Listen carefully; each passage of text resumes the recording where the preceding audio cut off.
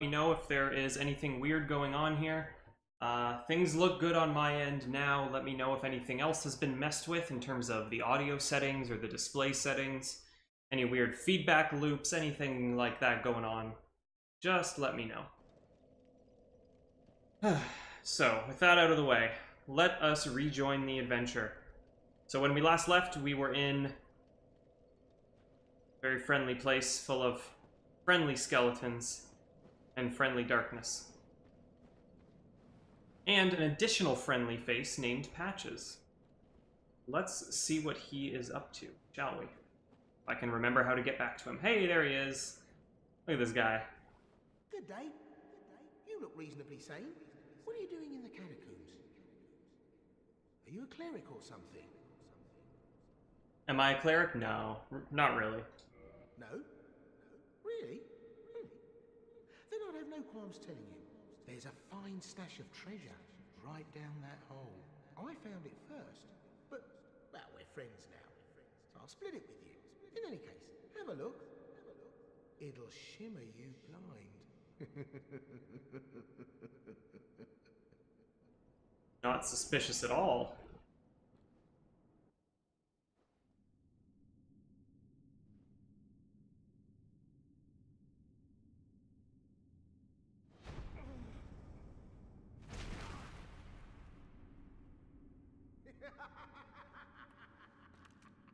This is what I do, my friend. The trinkets I'll be stripping off your corpse, that's the real treasure.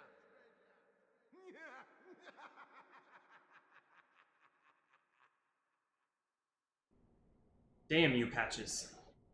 Fooled again. Patches is actually kind of a reoccurring character in the series. One of the only, like, reoccurring jokes that goes on here. Other than, I don't know, maybe Solaire, in a way. Although Solaire only appears in this game. The character of Patches, though, can be found elsewhere in the universe, in the series. And there's, like, an equivalent of him in Bloodborne. So that's fun. Alright, so we've been knocked down. Oh, hello. You're no hollow, are you? Thank goodness. Please be careful. There are two fierce hollows not far from here. They were once brave knights, my former escorts. Who would let such strong spirits be hollowed so? Heavens, is there nothing at all to be done? So, surprise, the merry band of idiots that were going here had a bad time. Oh, look at that. Oh, can you see that, like, silhouette in the distance on there? Look at that. That's actually pretty good. I like that. Oh, here he comes. Oh, and he's got a buddy. I started to do a jumping attack. Oh, no. Oh, it's all falling apart. Come on, guys. Let me get a hit in, please.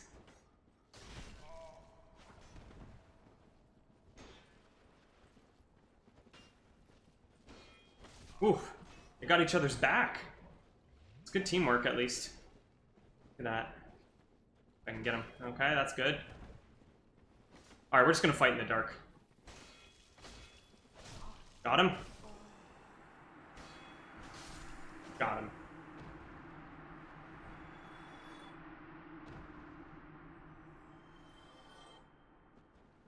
Okay. Go check in with Our Lady over here. You banished those two hollows, did you? It pains me to think of the trouble my failings have caused. I am certain that both Vince and Nico are grateful to you. Thank you so very much. Here, these belonged to them. You deserve them more than I. Okay, we got a miracle that we will never use. Cool. Let's go follow the... Actually, let's talk to her again. I am certain that both... No. Okay. I believe we will run into her again, in some form. Let's just go see what they were guarding.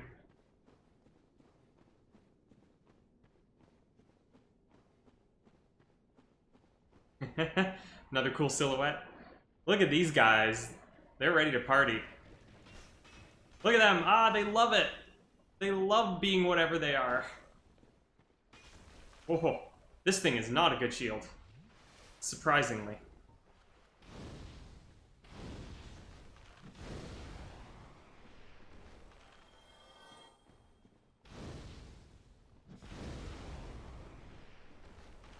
Alright, we got a double. Okay, so what did they leave? Oh, nothing much but a ladder.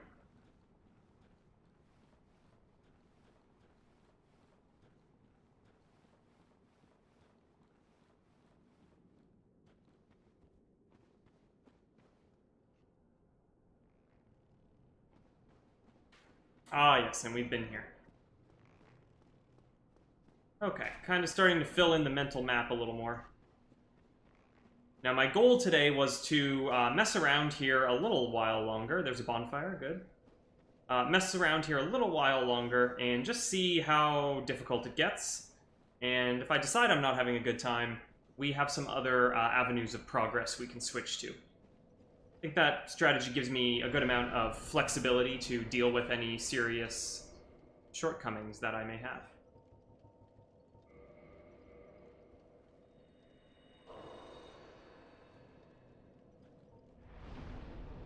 You know what? We're even going to kindle this. Ah, and I will demonstrate something for you.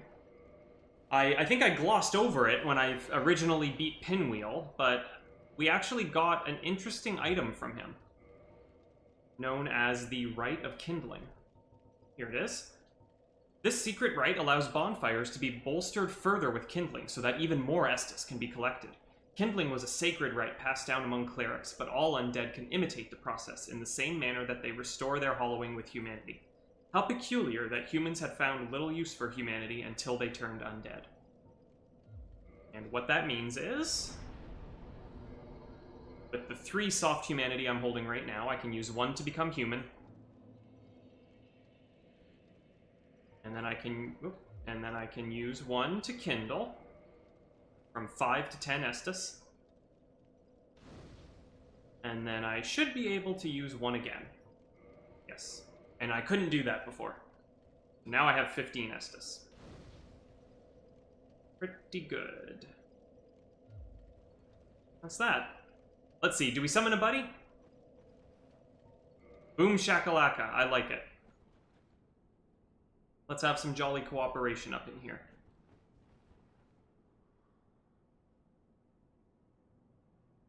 Of course, as always, my offer stands. If anybody watching this is interested in trying to jump in with me, feel free. Let me know what your name is.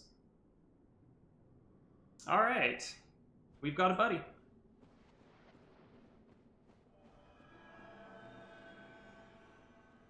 Let's see if they know their way around here, because that would just be wonderful for me. It's Patches. Let's talk to him. Well, let's just calm down. Talk about things. I did you wrong, but I didn't mean it. These temptations, they can, well, overcome me. You know what I mean, don't you? Please, forgive me. You and me, we're jolly undead outcasts, aren't we? Let's be buddies. I like the cut of his jib. Brilliant. A second chance. Wonderful. I had a feeling you'd understand. I did. But, if I were in your shoes... Ooh. Who knows what I'd have done. But now we're friends again. Eh? Great.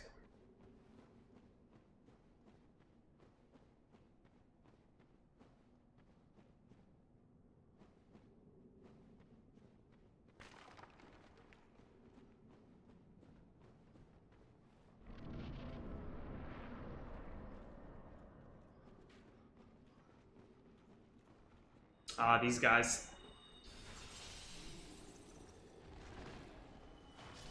Not too bad. You just have to rely on getting a good first hit in on them, because they hit back very hard.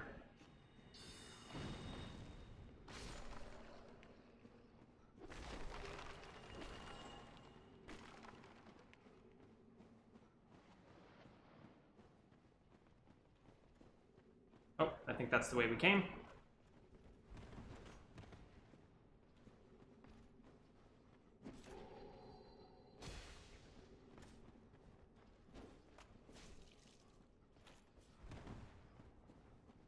Nice. Very nice. Oh! Got him. Sweet.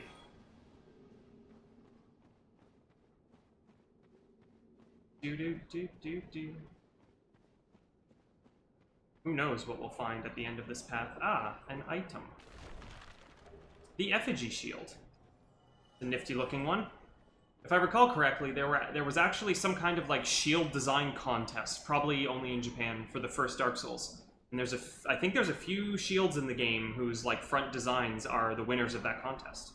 I think the Effigy Shield is one of them. That's about all I know about it.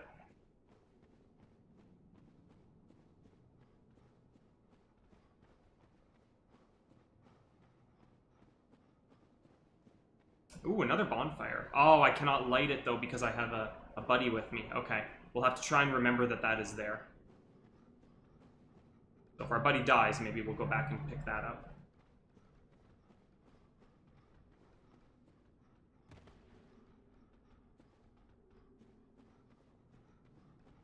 Oh, hello. Oh, we have several. Several friends.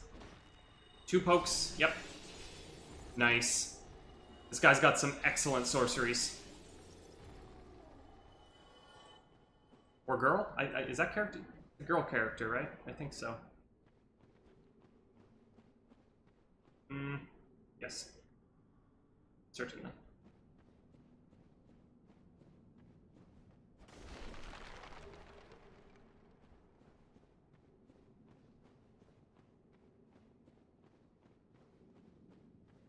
It's a pit.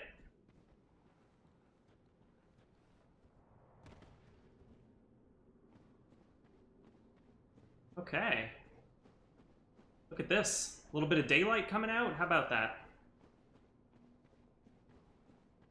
Things are looking up.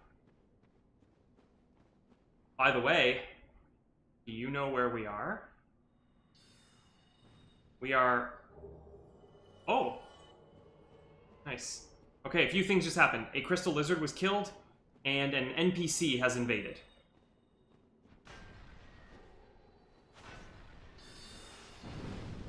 Not much to that guy. Ooh, but lots of souls. And we got some humanity, and we got the Grant and the Sanctus. This special weapon, special shield, faith-based stuff, not super interested in it, moving on. You can tell that we are getting kind of a glimpse of Ash Lake from this view. So we are pretty deep down. We're not quite at the bottom of the world yet, but we've gone down about to the second deepest point that we've ever seen. Dead Crystal Lizard, excellent. This Phantom knows what they're doing.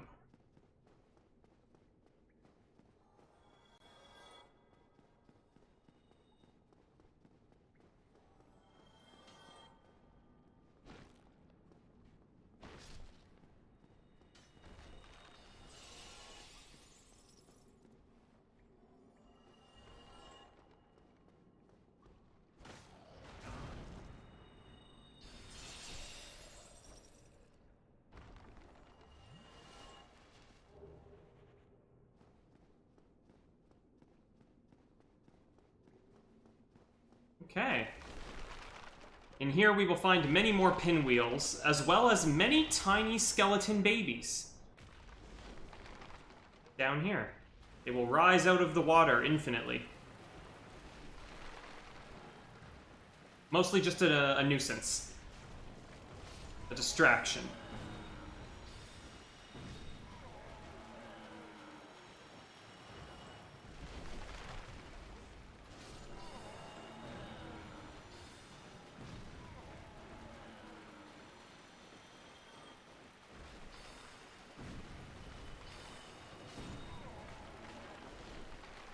Sounds like our buddy is doing a great job. Hey, there you are. Look at that. Incredible.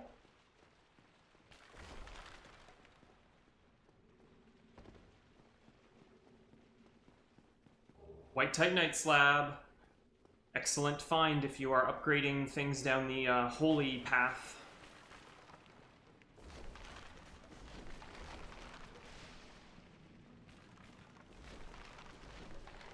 Ooh, Mask of the Father. Those pinwheels have a chance to drop more of the masks that we got from the first pinwheel. Alright, we've reached the boss, so this has gone super well, and I'd like to thank our summon friend for doing an excellent job. And let's jump right in. Let's see how the boss goes. There's a lot of souls on the line, but that's just going to motivate me. Or in fact, yeah, no, that's just going to motivate me. You have to take a little bit of fall damage at the beginning of this fight, which is really annoying.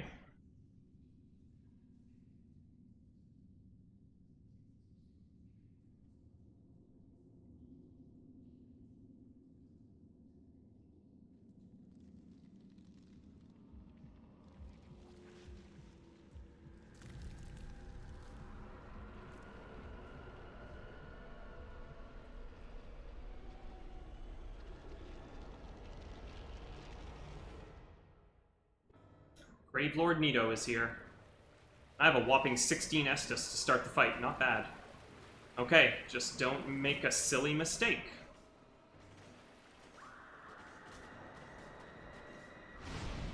Oof.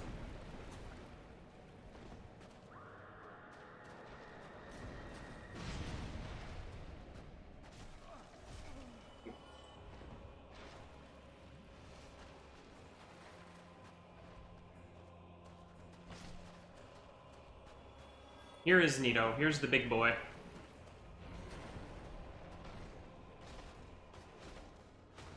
Oh, that is an explosion. That even hits his buddies. Which is kind of neat. Ah. It's tough to react to that one in time. Okay, we need to leave. Shit. Not bad, not bad.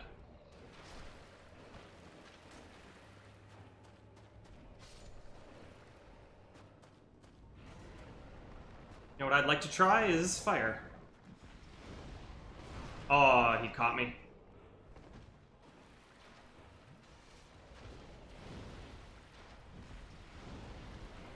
Ooh. You know what? I don't think I've ever seen that attack. Yeah, get it. Oh, nice. Good damage. We did it! We did it! That's the fight.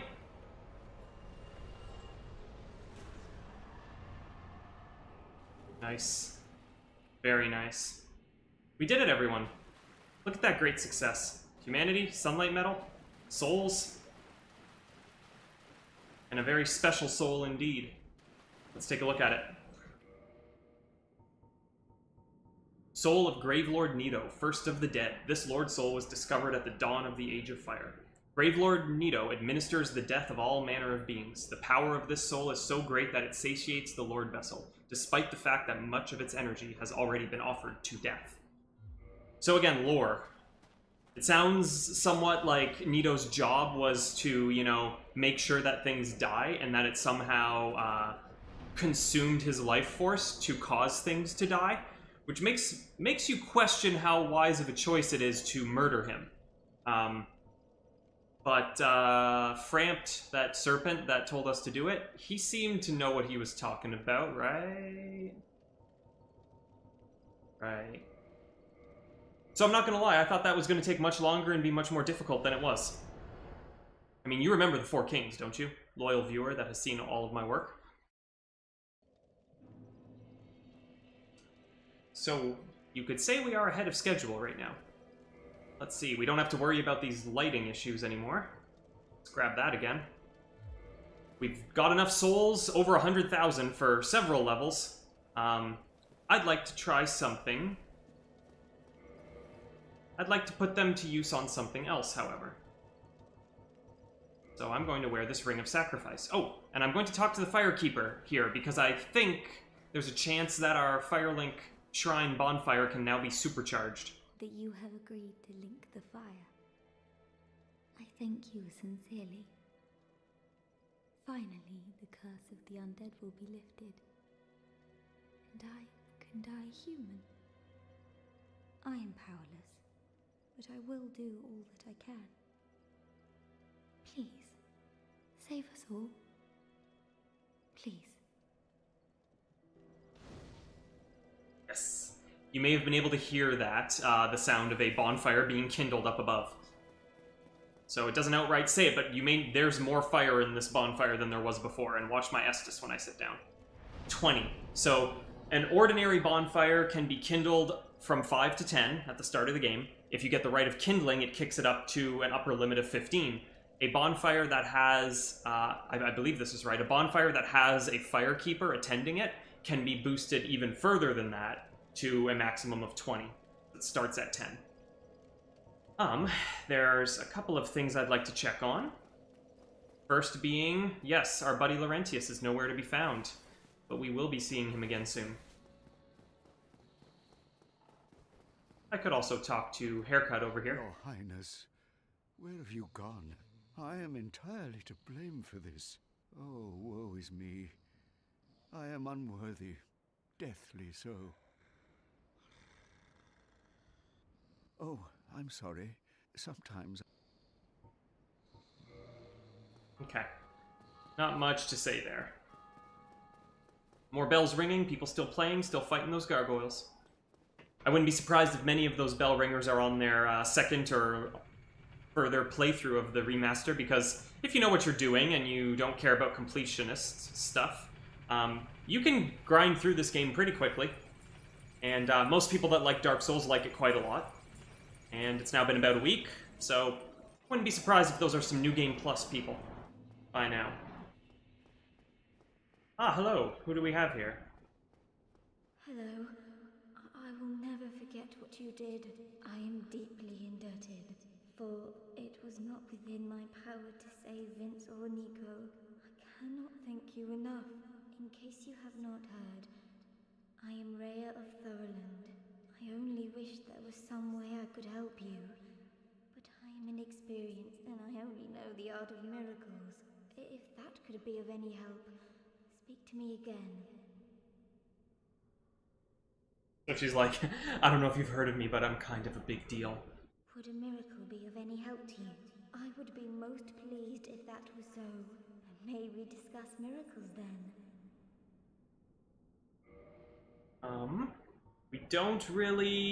We're not really going with the miracles here, but there are some cool miracles available now. So that's nice. Wrath of the Gods, for example. She sells 1 divine blessing for just 1,000 souls. I'll take that. We also get a gesture of prayer. Sure. And Be safe. Farewell, Verianox. that's all we're gonna need from her right now.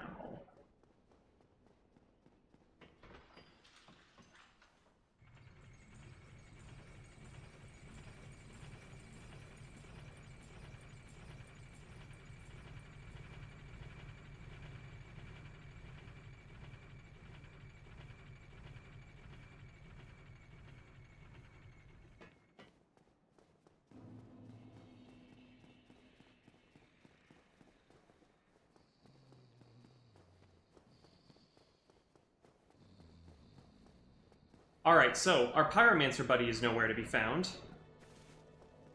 And we are gonna go find him. So we told him about where we got that badass fire spell from the Fair Lady. And it's a good bet that he was headed there, because that is the last thing he told us. There we go.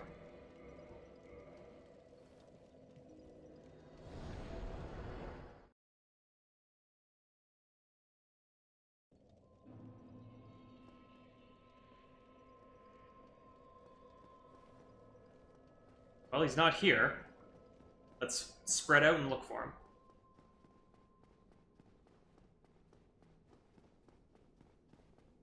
It's been a while since we've been down at the swamp in Blighttown. There's also the matter of the Demon Ruins, which we will be getting to. It's one of the major remaining areas.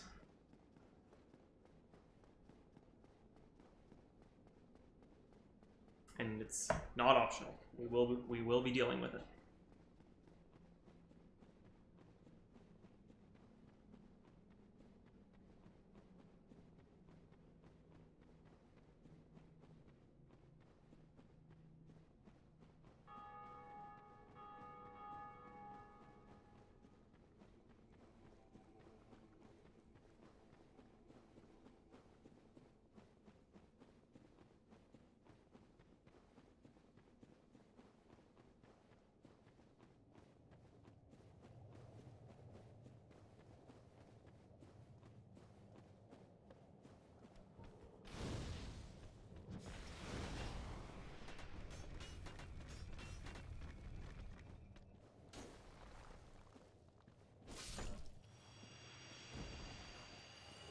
a lot less trouble than they used to be.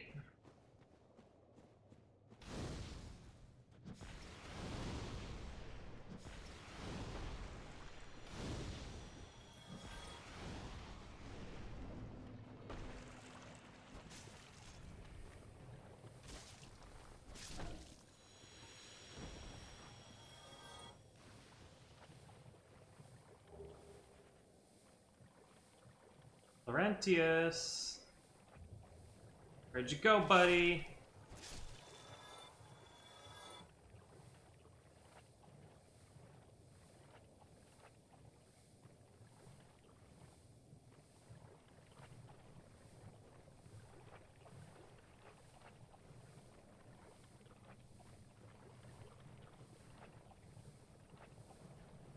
Should be around here somewhere.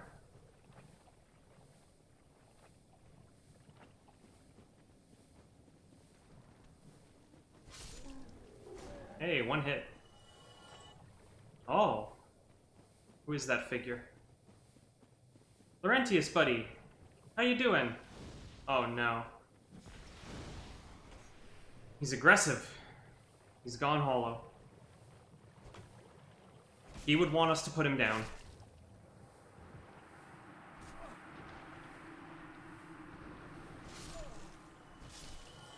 So, Laurentius went searching for the pyromancy that we acquired, but he failed to find it. And in doing so, he lost that last bit of motivation that he was holding on to in his life. And so, as an undead, without a purpose, he became hollowed. He lost his mind, and he went from being our chum to being another mindless monster. Also, there's a person over here.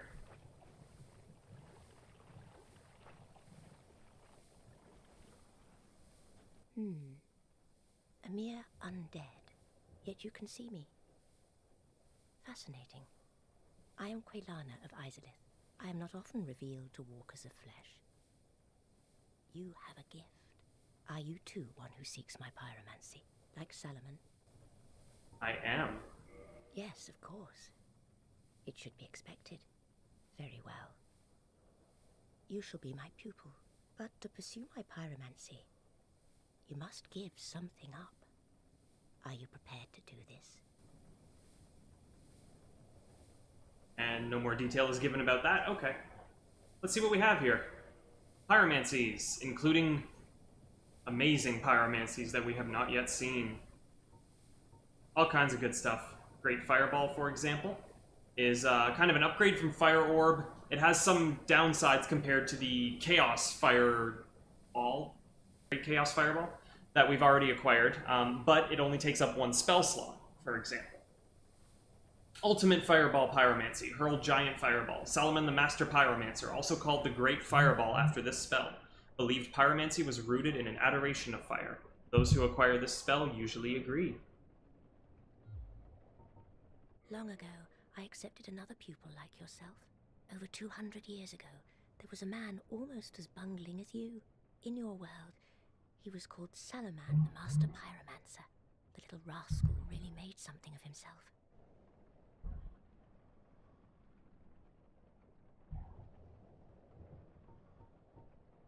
So, we can also look at this, because she offers an upgrade on our Pyromancy Flame, even though we're already at plus 15.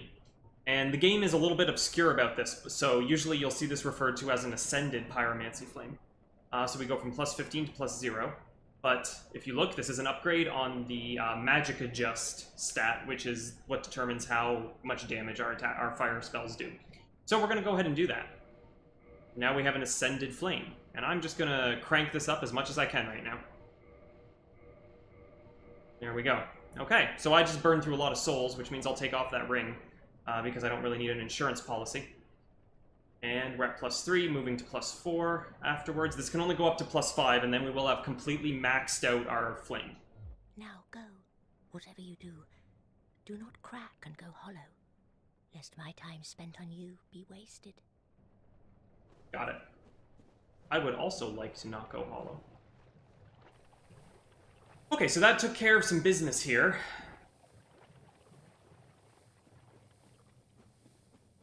I think I'd like to shift gears, though, and before we tackle the Demon Ruins, we're going to explore another avenue. I hope you're all okay with that.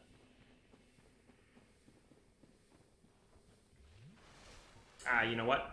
This is worth the use of one. Beautiful.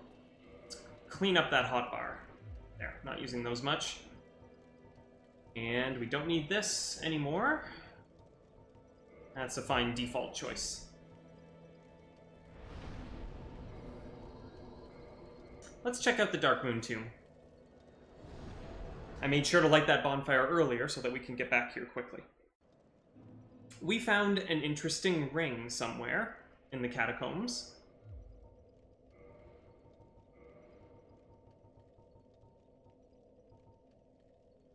Was it this one? We're going to try this. So, this ring is granted to adherents of Gwyndolin, Dark Moon deity and last born of Gwyn, Lord of Sunlight. Grants additional magic attunement slots. That's nice. The Dark Sun Gwyndolin is the only remaining deity in Anor Londo. His followers are few, but their tasks are of vital importance. So as soon as I put that ring on, this statue of Gwyn reveals itself to be an illusion and dissipates. Thus bringing us to this place. Halt!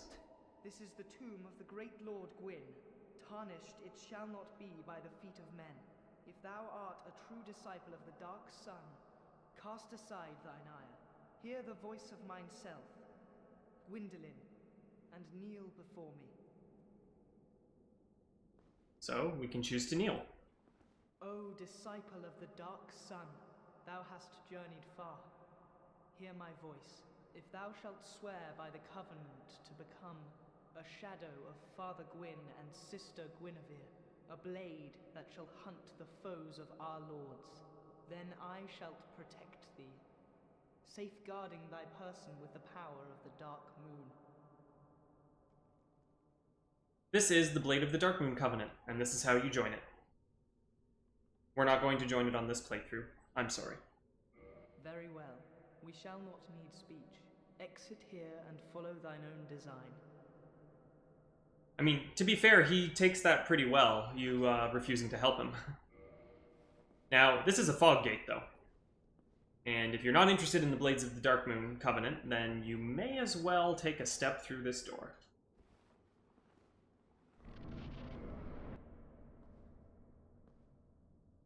What foolishness! Why trespasseth upon the great Lord's tomb, whilst thou art a disciple of the Dark Sun?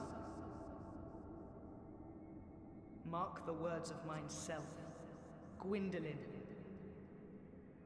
Thou shalt not go unpunished.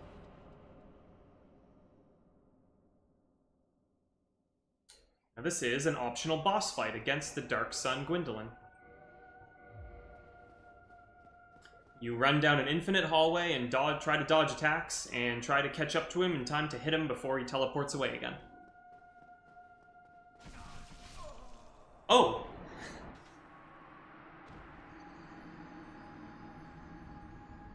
Sometimes that happens.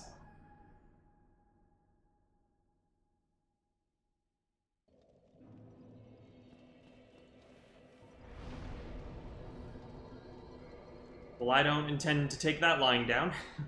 Let's get back in there. Not like it's a hard run to this boss from the bonfire. I will sit down here just in case it happens again.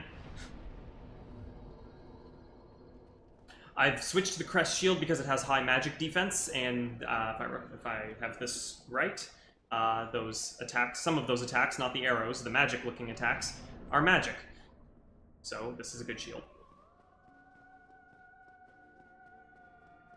There he goes, running away.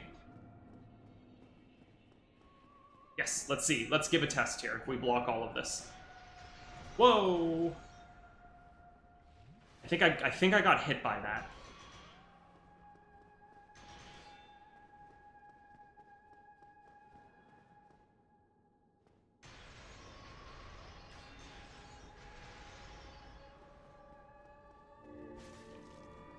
Okay, he takes some good damage.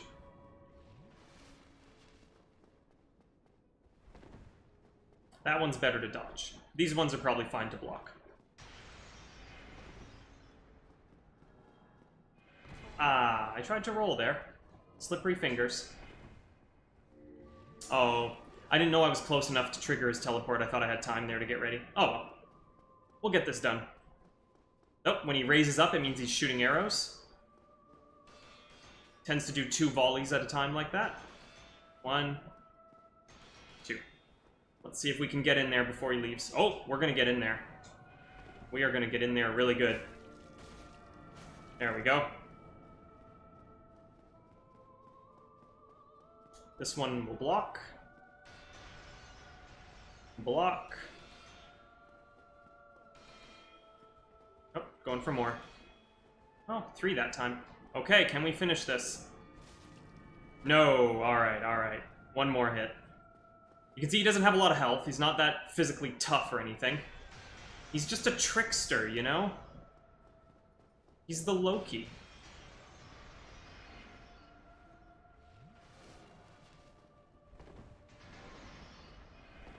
Oh, you messed up. You messed up. Oh, heretic, swathed in dark, an eternal curse upon thee.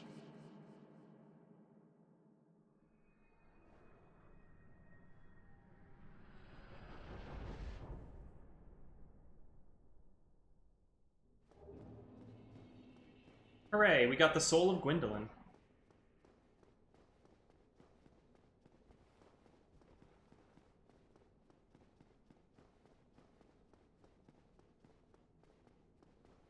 And we've reached the tomb of Lord Gwyn.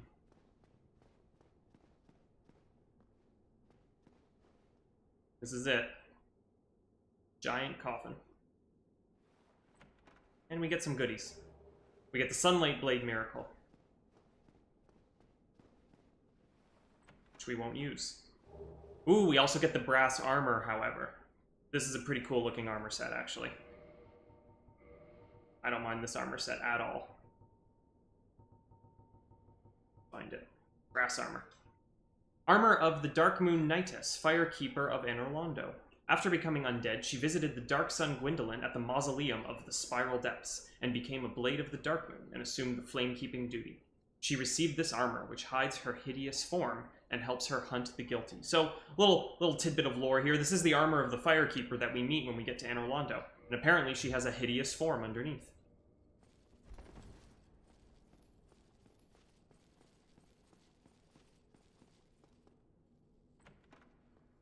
Oh, nothing here. Probably some lore for that. Don't know it. Can I break this? Yes. Alright, we picked up another 42,000 souls. That's probably worth a level.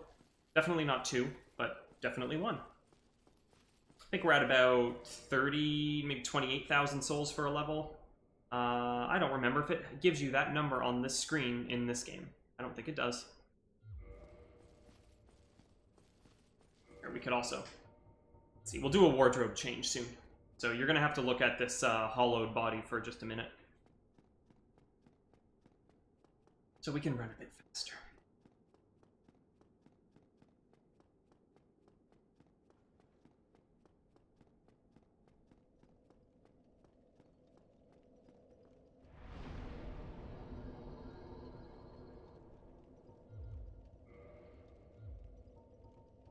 Yeah, health. My health feels like it's been kind of lacking. Although, we do have enough to do another level. And you know what? Before that, let's mess with the wardrobe a bit. I kind of want to try putting on something a little beefier again, so we're going to slap on Havel's Ring, boost our equipment load, switch to the Grasscrest Shield, and let's see how that brass armor set looks, and what weight that puts us at.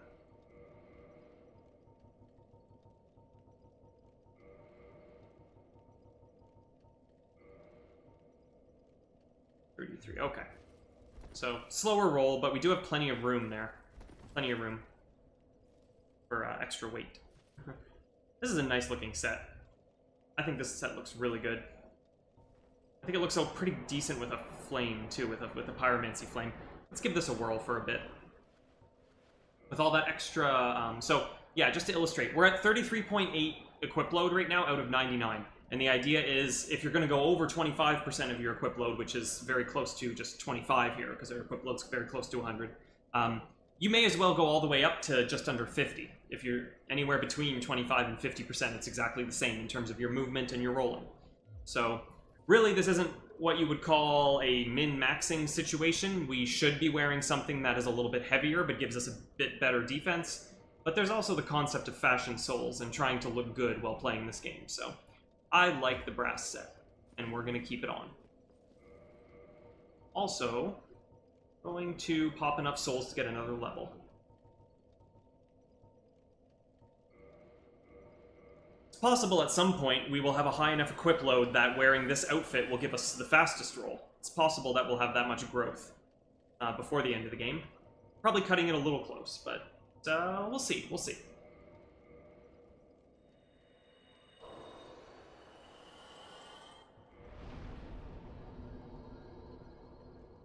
Yeah, a bit more health. Okay. Now I think we should visit the Bonfire Keeper, the Fire Keeper of Anor Londo. We may have some news for her about the Dark Moon. So it was Ah. you, was it? How dare you produce a blade upon a deity?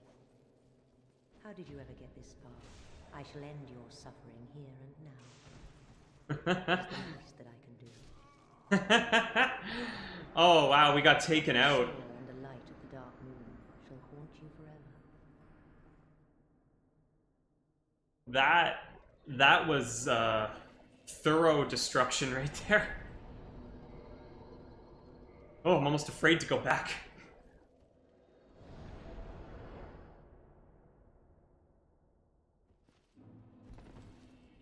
Slow roll.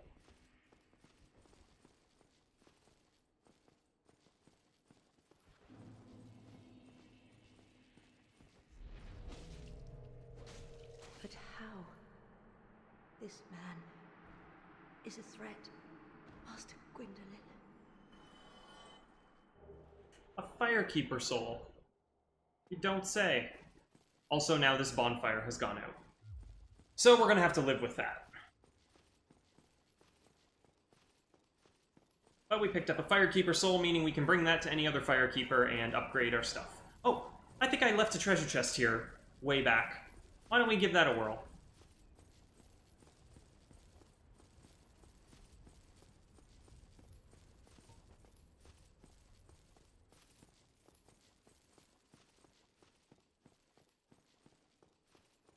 Yes, there it is. Looks real. I think that chain is pointed away, so it's not a mimic. It's good to know.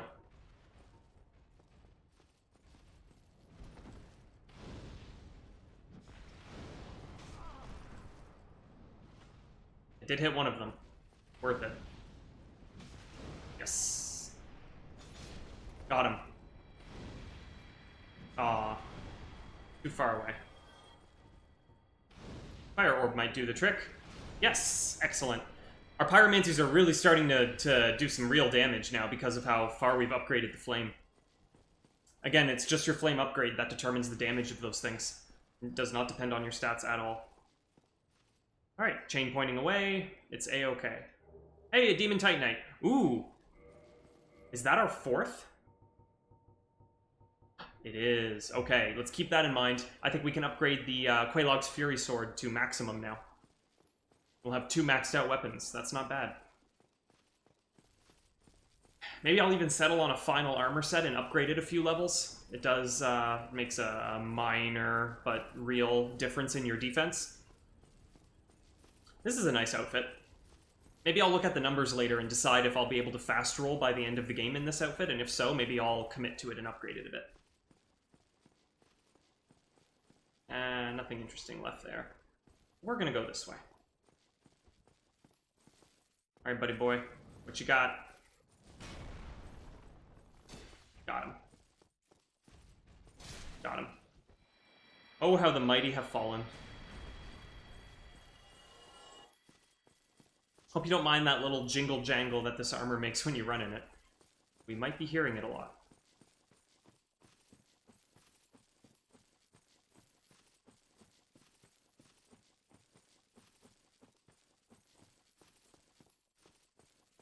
Oh, hello. We haven't seen a armored boar in a very long time, but there's one here. He will mess you up. Just like that.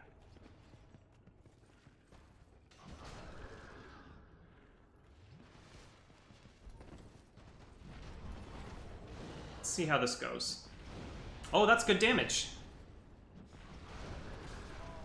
Don't know how he dodged that.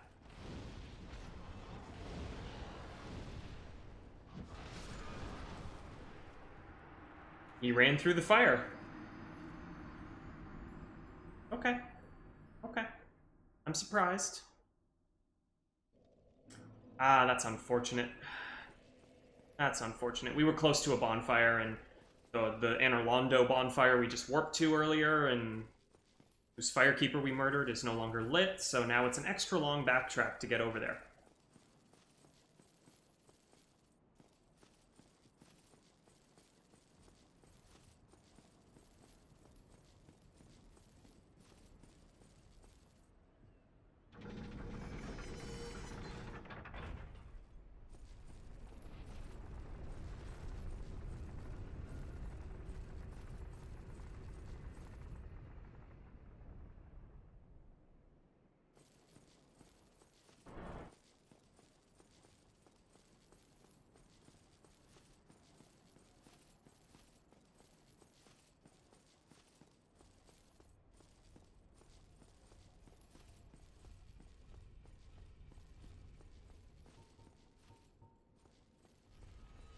Oh. I paused to switch my spell, and now I missed the elevator. I have to get the next one.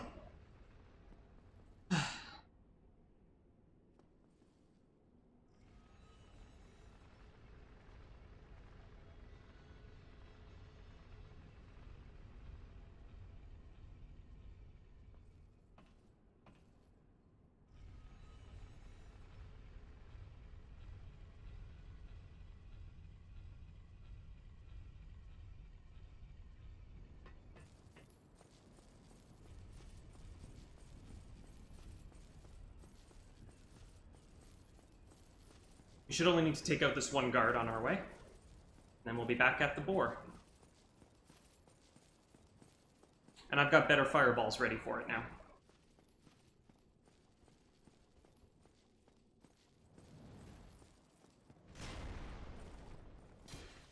Ah. Yep, we got in there. Very happy with the damage and just overall goodness of this weapon. It is performing exactly as I expected, and as I remember.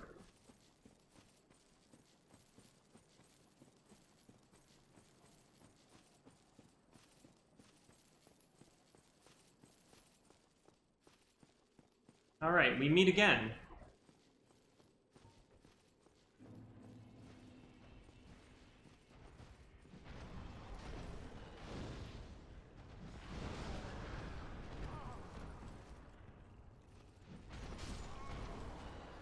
Narrow hallways with this are just, they're hard. I guess I've just been relying on those fireballs too much. I need to focus on getting some good hits in after dodging attacks and be more respectful.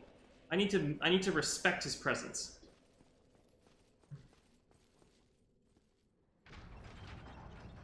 I guess we're paying for how much easier that run to Nito was than what I was expecting.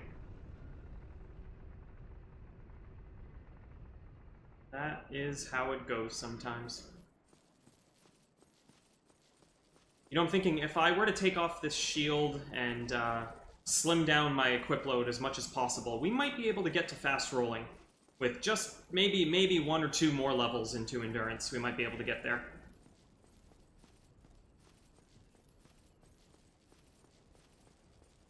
I may give that a shot. Especially for the long distances we are traveling right now. Let's see. Okay, yeah, not quite. If I take off the helmet, we're very close. If I take these off, we're good. Maximum speed. I would like to cover my disgusting hollow face, though. let's just roll like this for now.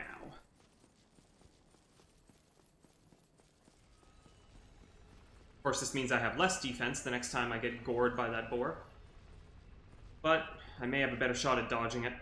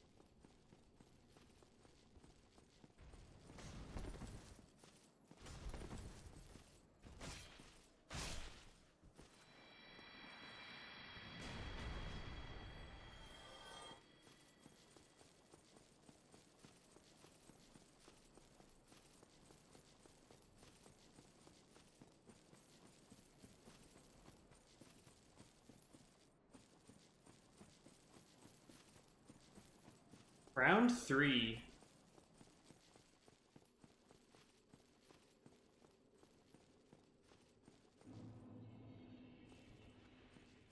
Alright, we're gonna try and dodge by backing up.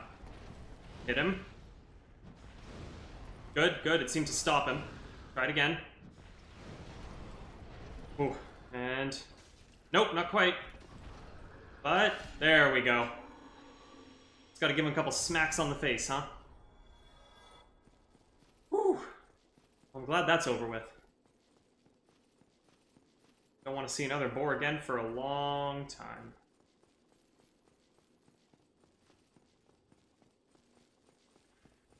Nope, no siree. A boar would not be welcome today. Oh no.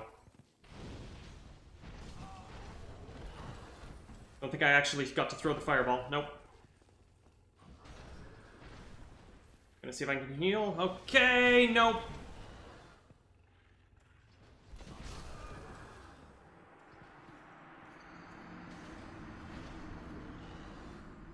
Wow. I really do not remember this being a tough area. I really don't. I thought Nito was gonna mess me up. I thought that whole area was gonna be a pain. I mean, the Phantom I summoned, I guess, helped a lot. I guess I'm just terrible. The good news is I am pretty sure those boars die for good, so one of them is down.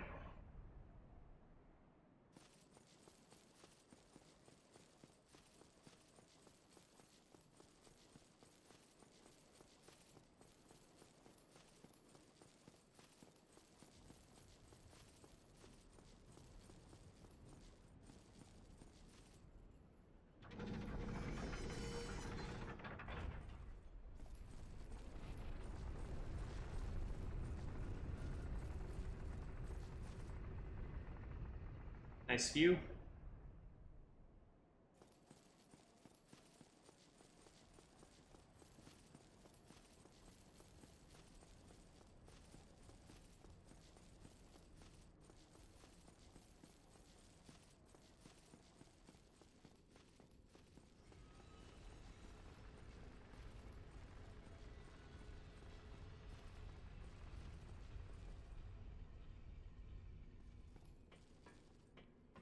You know what?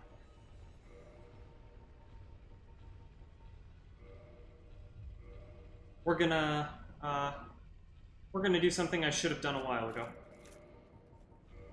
to deal with these boars. We're gonna push our defense as high as it can go. Dodging seems to be nearly useless against those things. Or at least my kind of dodging. And there you go. So we're going to be kind of slow now. But defense, we've got it.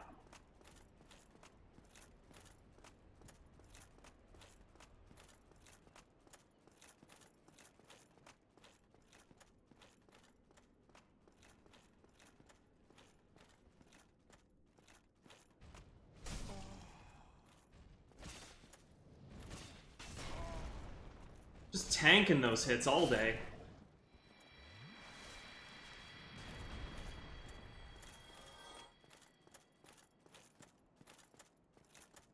God, those arrows on my back just look stupid in this outfit. There we go.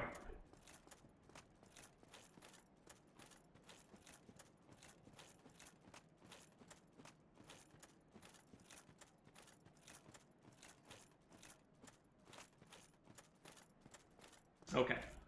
4 is gone. 4 number 1 is gone. 4 number 2 will be gone soon.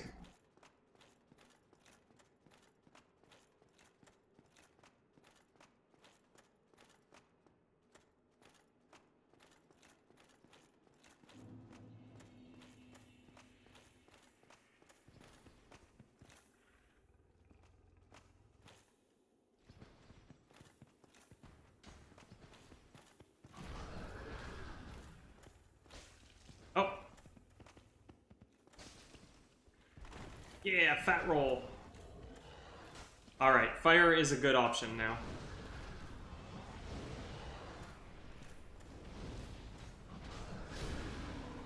Did you see that? His goring attack connected, but I had so much poise that I just took it. And then I threw the fireball and killed him. Ah, poise is a good thing.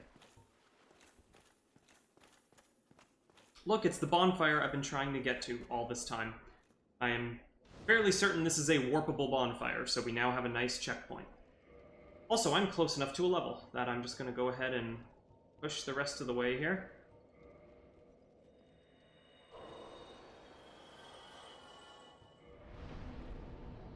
Yeah, and we're gonna start pushing that endurance even higher so we can wear some interesting outfits and maintain good mobility. Not like this one right now. Okay. There's also the Eastern armor. It weighs more than the brass armor, though. Although, if we're gonna be, yeah, okay, yeah, let's mix it up here. This should still put me firmly below 50%. So, let's see how it looks, see how it feels, see how it goes.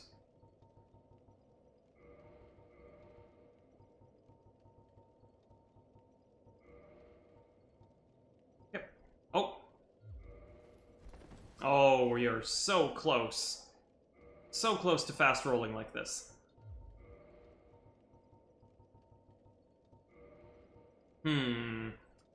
Okay. We're gonna get one more level, because I think that will get us there. Let me check the math. 25 and a half, so that's 51. Yeah, we should be right on with one more level. We're gonna see if we can do that. Soul of a Hero.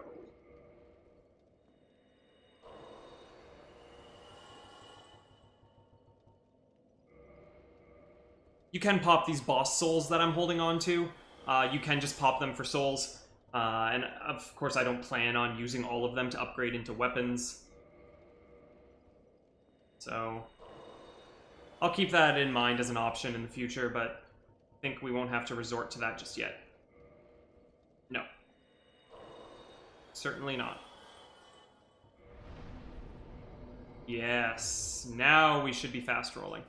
Yes. Alright. This is a pretty good setup here. I like this. Just have to get used to not blocking with shields anymore. No shield, just dodge. Just like that.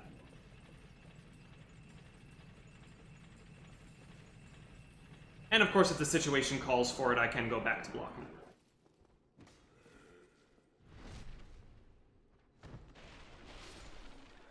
So we've got some new friends here. Don't think we've seen these guys before. They seem to be ordinary hollows that have been kind of crystallized. And that is exactly what they are supposed to be.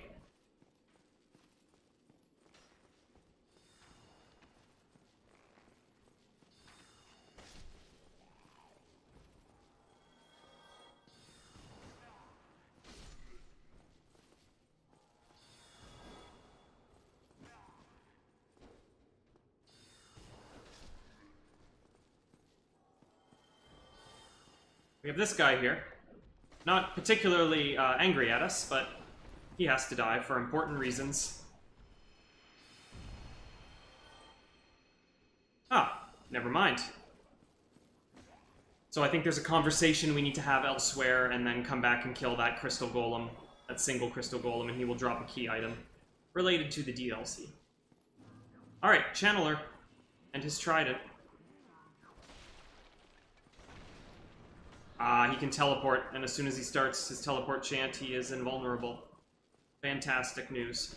Ow. Whoa. That was a tough arrow.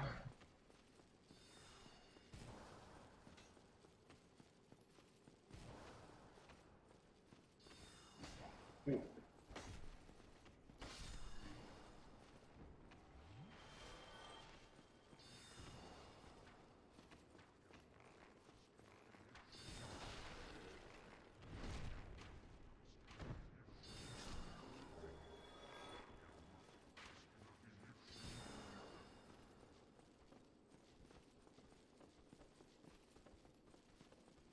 Oh, jeez. Wow. This looks like a job for fire. It was a job for fire.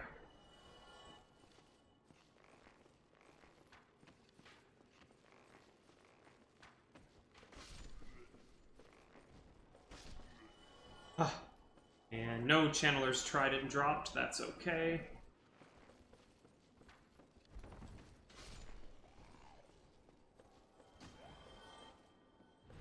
There are a lot of these guys here. You gotta keep your guard up. Okay.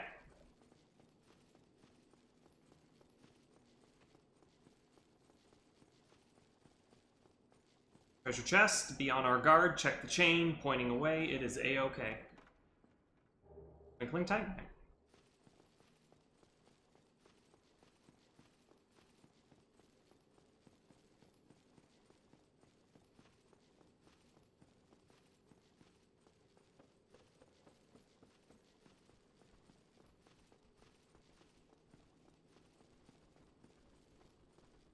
Oh, hello.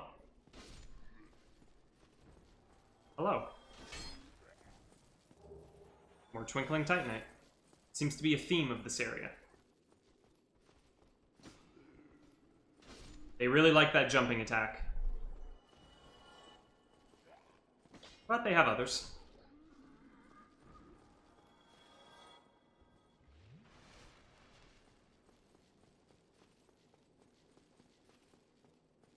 Ah. Pointing towards... What's a good rhyme there? Pointing towards, don't go forwards.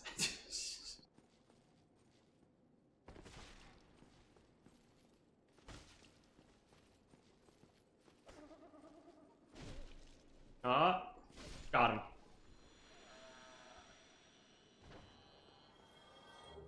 Crystal Knight Shield. Cool.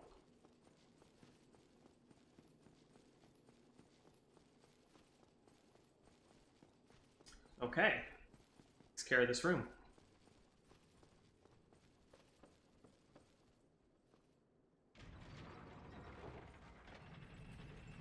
There is an interesting little level skip you can do here if you can jump on one of these upper balcony levels while this thing's moving. We're not going to worry about stuff like that in this playthrough, but it is nice to mention it.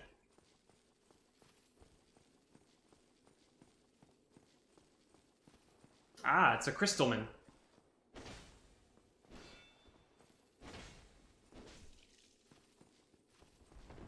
Good roll. Got him. Big pokes.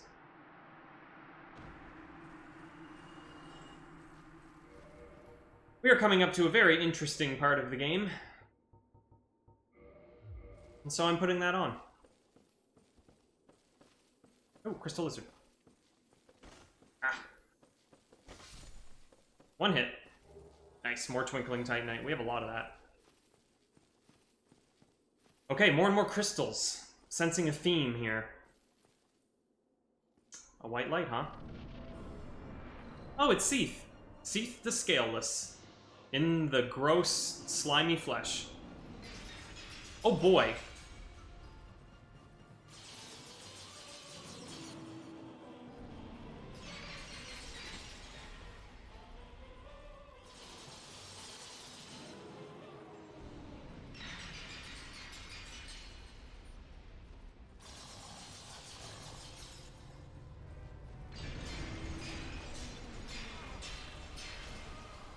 Alright. Well, that's that. We got beat. But wait. There's more. So we lost our rare ring of sacrifice. That's not strictly necessary. I wanted to keep my souls when I died there because that is like the only sort of scripted death in the game. It is a fight that you can't actually win legitimately. And however, I have been told that it's possible that the game can kind of mess up a little and you can wind up getting cursed as well in that fight. So the ring there was to prevent that possibility from happening, because I don't think I have any purging stones with me. Might be wrong, but I didn't want to take that chance. And I didn't really... I have 2 of those rare rings, or I had 2 of those rare rings. I couldn't really think of a time when I would need 2 of them. I couldn't think of 2 cases where I would need 1, other than this, so... So we're here now. We've been imprisoned. We have been imprisoned, in a way. I believe you can't warp from this bonfire, or else it would be a pretty shitty prison. Let's see. No. Cannot warp. Just like the bonfire in the Painted World, we are cut off from being able to warp here. So we can't use our signature technique to escape this trap. But that's okay. We're going to make do with what we've got here. And we're going to take a level while we're here.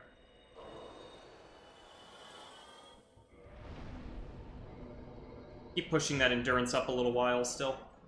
Okay, so we can't open this door. It's locked. What else have we got? Ah, yes, I did sit down at the bonfire. Fortunately, these guys aren't much of a threat, as I get smashed. Still straight sword. Great. That door's locked, too. Oh, no. What will we do? Where will we go?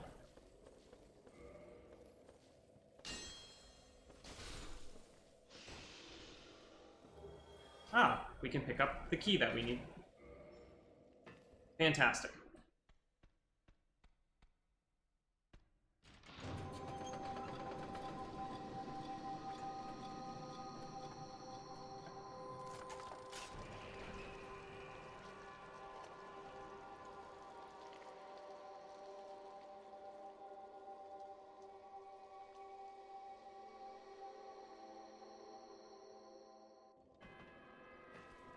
So, there's more of the snake men inhabiting this place.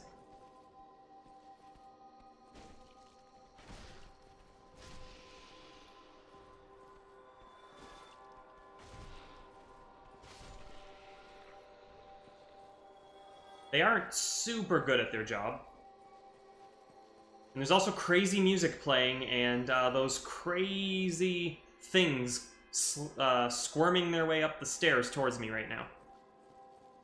Let's say hello to them.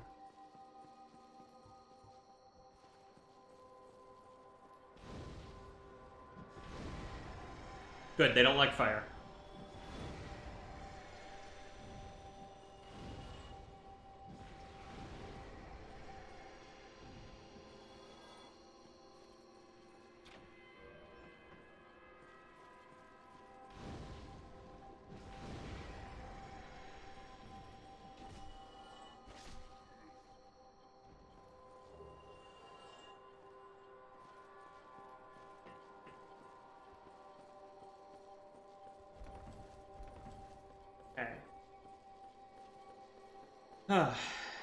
Don't think we're under attack at the moment. So I'm gonna actually go up these stairs and see what is up this way.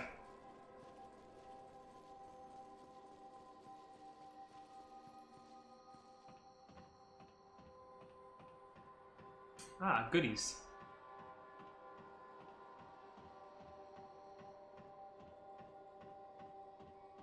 It's a big door. Unfortunately, it's locked, but let's see what goes this way.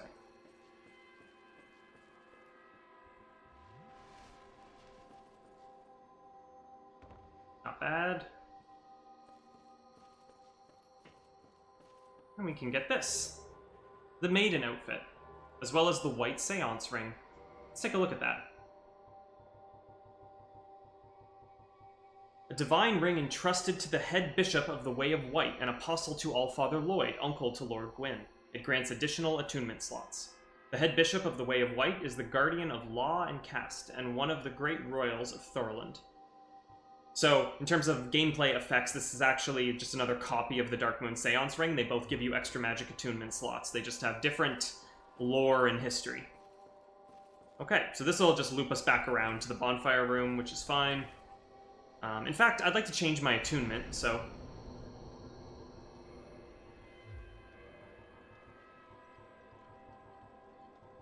yeah, we'll just throw on some fireballs. So we have fireballs of every kind here. Fireball, Fire Orb, and Great Chaos Fireball. Seems good. Alright, everyone's back.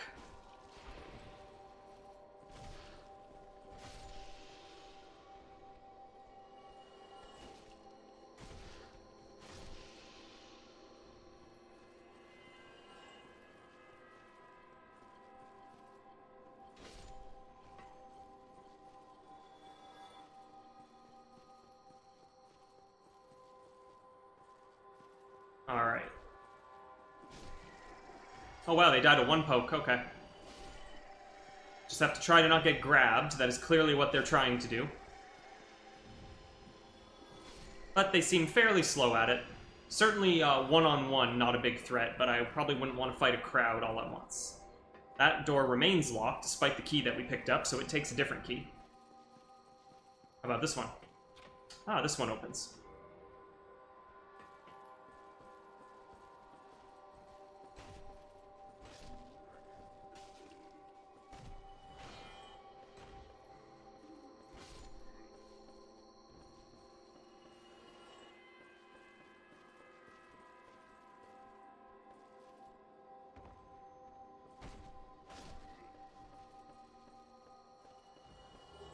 The Archive Prison Extra Key opens more doors.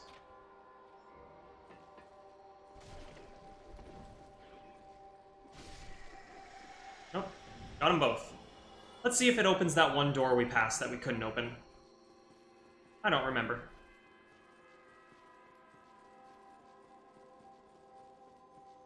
Ah, it does. And we get, oh, another item.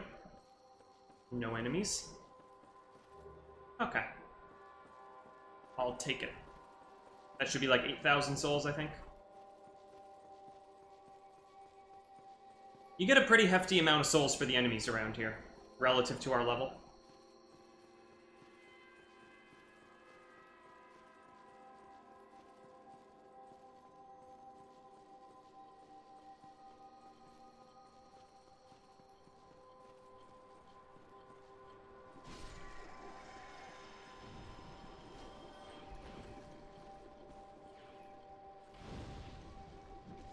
That's probably overkill.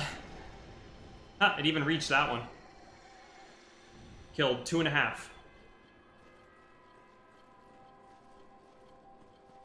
This is a pretty cool little, decrepit, rusted giant gear system.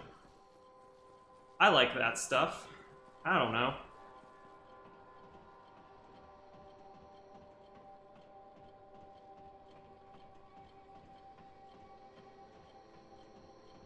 Alright, that's the source of the horrible music, but it is well guarded.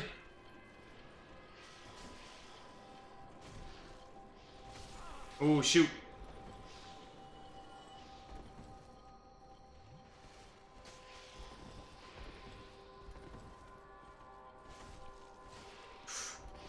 Wow.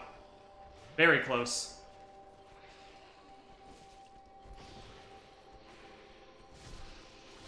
Got him. Oof. And facing away, you're A-okay. Got a key, that's important. And down there, item, and maybe not much else. Let's stop that music.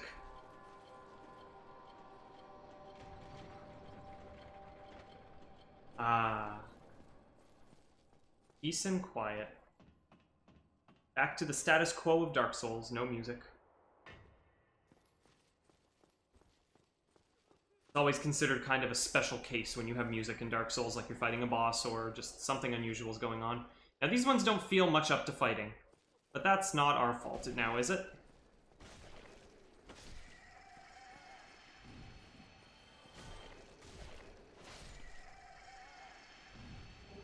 Ah, miracle. Ah, miracle. Hello again. What a chance meeting this is. Alas, I'm imprisoned once again. I don't suppose you could stage me a getaway. The archives. Such a storehouse of knowledge. So close, but just out of reach. The thought offends me so I could simply die. As a student of the arts, you understand me, yeah? Sure. Let's get you out. Oh, it's locked. Guess we'll have to come back later. Hello again. Alas, I'm in... Yeah, same thing. As a... Okay, so we can't do anything there yet. But we got an important key down at the bottom here, the key that will open the door to our escape. So let's go escape.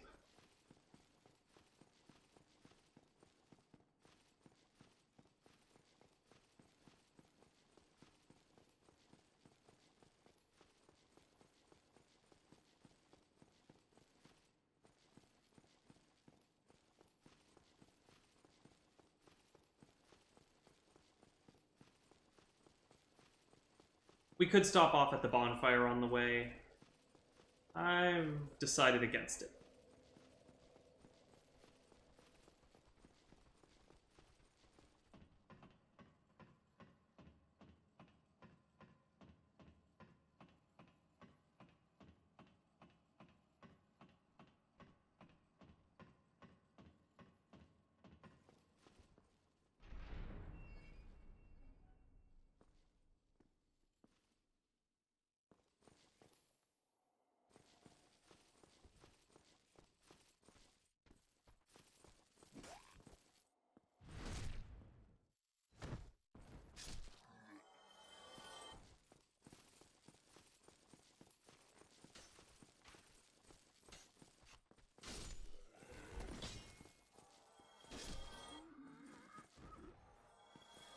So just before we move on from this place, let's take a look here. I always got, I know it's like just random, but I always got kind of like a Super Mario 64 castle vibe from this viewpoint, like that wall and those turrets, parapets, whatever, in particular, and those trees. Those are really, honestly, those are pretty bad. Like, those trees could be from a Nintendo 64 game. Let's look at them. Just this feels like it could be like a courtyard in Peach's castle, just with like a texture mod or something on it. I don't know. But there is some really interesting stuff going on over there with crystals. And if we pan over, we will find something else interesting. They didn't remove this in the remaster, that's great. It's a little bit far away to see, but there is a door or a window or something that is just floating in space out there, floating up in the sky. I forget if it's been identified as like it's a component of some other area that hasn't been loaded in properly with it at this distance, or if it is just a random object left over from development that is just floating in space. But it's kind of funny when you see stuff like that. In a charming way. Not in like an embarrassing way or anything. I don't hold it against them. It's the imperfections that make a thing beautiful.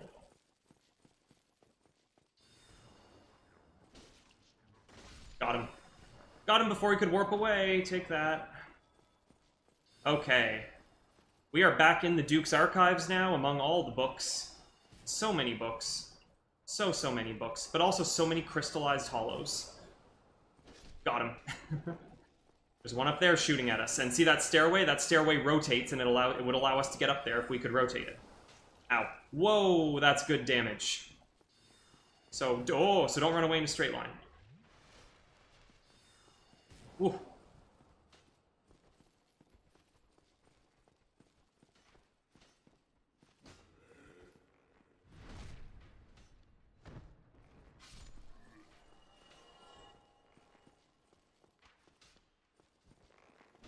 Okay. He was being very dangerous. Stairs? Anything over here? Perhaps not. Okay. Stairway up. And a lever. Or a handle, rather. It allows us to spin the staircase that we are on. Actually, I think it rotates both of them. The one in the other room as well, I think, is rotated by that. I could be wrong. They may be independent. Can you see how those arrows curve towards you in midair? That's pretty cool. By cool, I mean ridiculous.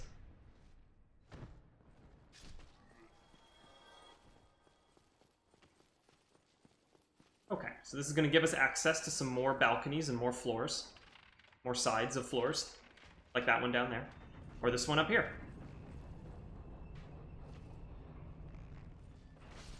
Gotcha. Just gotta check all of the wings for goodies. Nothing there. Enemy. And we were already up there, but we were not down here. Let's see. A few more of these do have chests at the end of them, I think. Maybe not a few, maybe one. Maybe 0. Still gonna check them. Ah, I think I see one. Unless I've been here before or something. Nope. Chain facing away, it's A-okay. More Twinkling Titanite. Alright, now we are allowed to re-enter the other main room from a different floor. I think this will let us access the stairway there. Nobody there waiting? Okay. Perhaps somebody here? Nope. Channeler.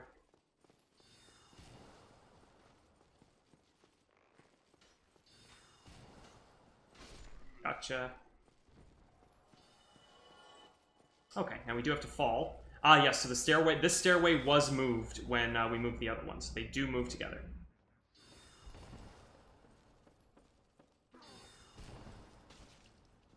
Ah, he chose to warp immediately. If he did one more attack, I would have had my opening. Now he's up there. Urgh.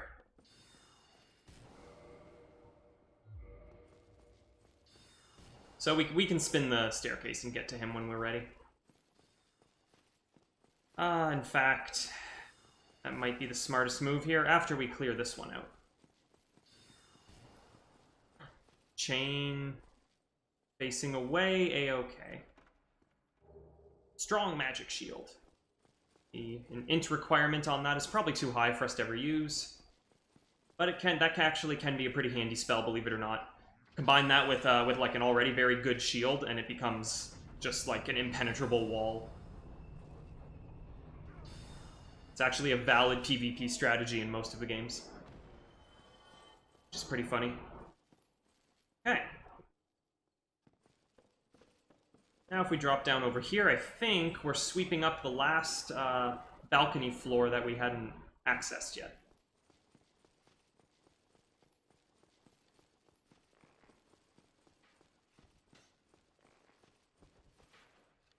Ow. Oh, I can't lock onto him. Oh, there we go. Wouldn't let me. Gotcha. Whoa, that was close. Almost got embarrassed there. Only 2 Estus left. So many bloodstains on that ladder. Do people just fall off of it? So many deaths. My goodness.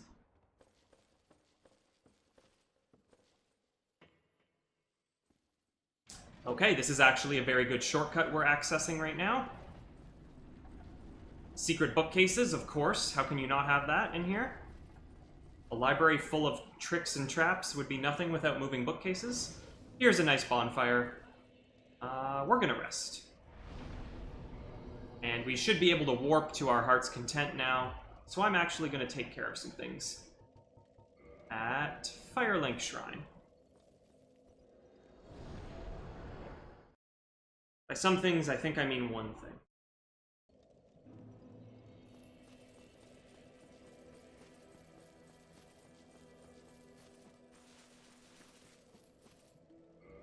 Firekeeper Soul. Alright, Estus Flask +4. Our healing has become even better.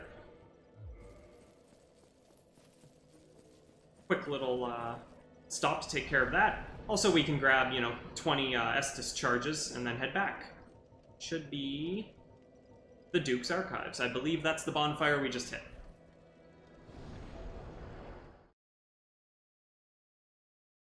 Yep. Beautiful. Okay, we're not done exploring yet, but we have opened up a lot of this place.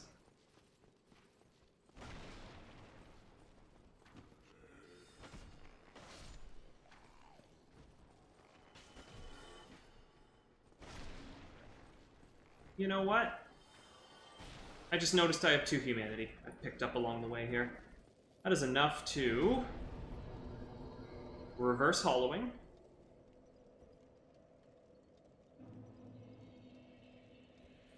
And we're gonna go ahead and kindle this once as well. It's a fairly important bonfire. I mean, a lot of the ones that you can warp to and from are considered important ones, you know. Usually not a terrible idea to kindle them if you have some spare humanity lying around to donate.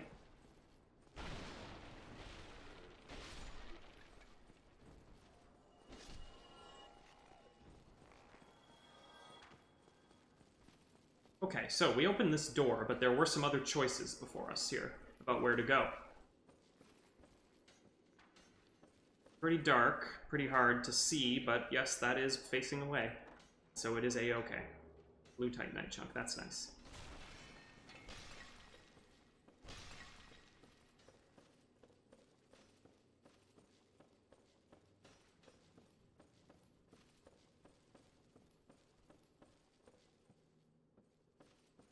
Facing away. Oh! We've been invaded! Ooh, you get the Channeler outfit. That's pretty nice. Okay, we've been invaded, so let's keep that in mind. Be on the lookout for fun times. Dropping that. That is actually the way forward. Archive. That is the cell where Big Hat Logan is. Ah, facing towards. And facing away. Crystal Ember. Nice. So there is a chest that is a mimic there. I don't want to start that fight while there's an invader afoot, though. Let's go see what they're up to first. They're either bad at looking for me, or they're setting a trap.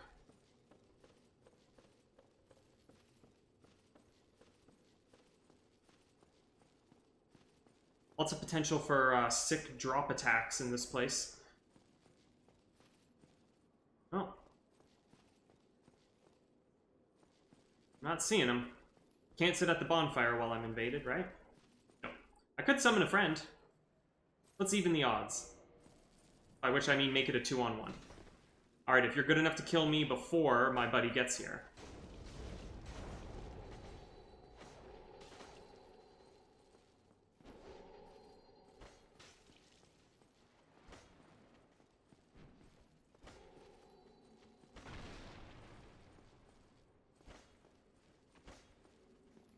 I don't know if my buddy's coming. Might be up to me. Aww. I called for help, but help didn't come. You can't feel too bad about dying right next to a bonfire. No big deal.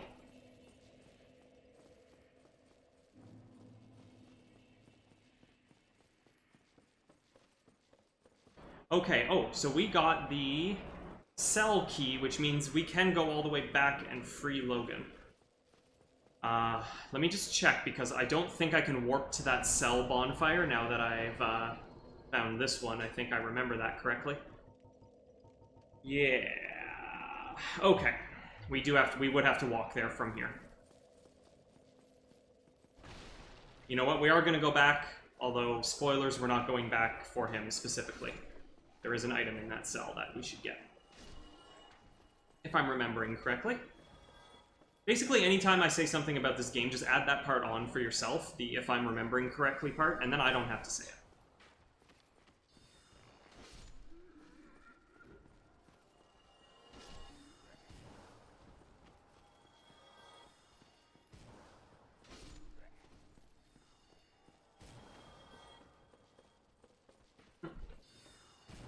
Oh boy.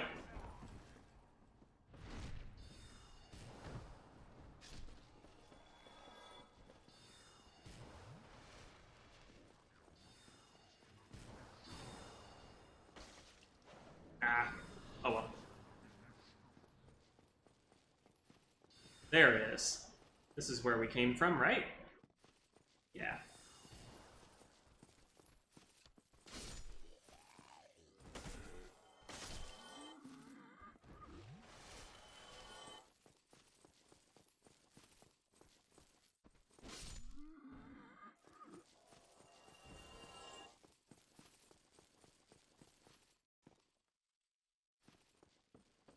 Probably faster if we do a bit of falling on the way, right? Whee!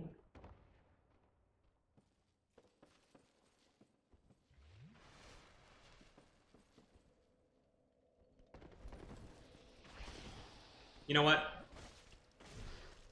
Yeah, they're easy enough to deal with that I don't want them on my tail the whole time.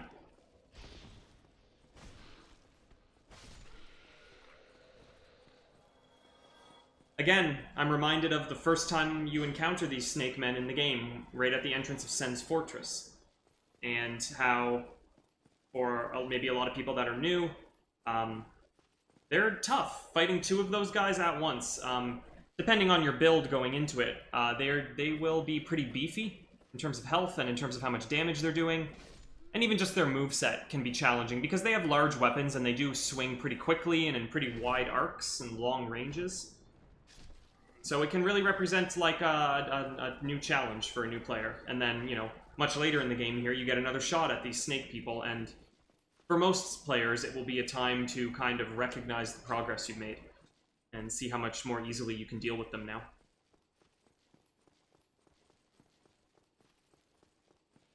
Oh, they're all here. Boy.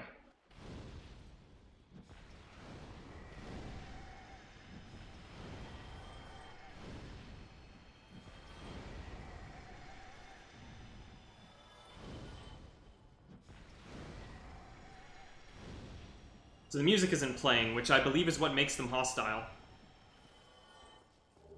Still don't really trust being around them.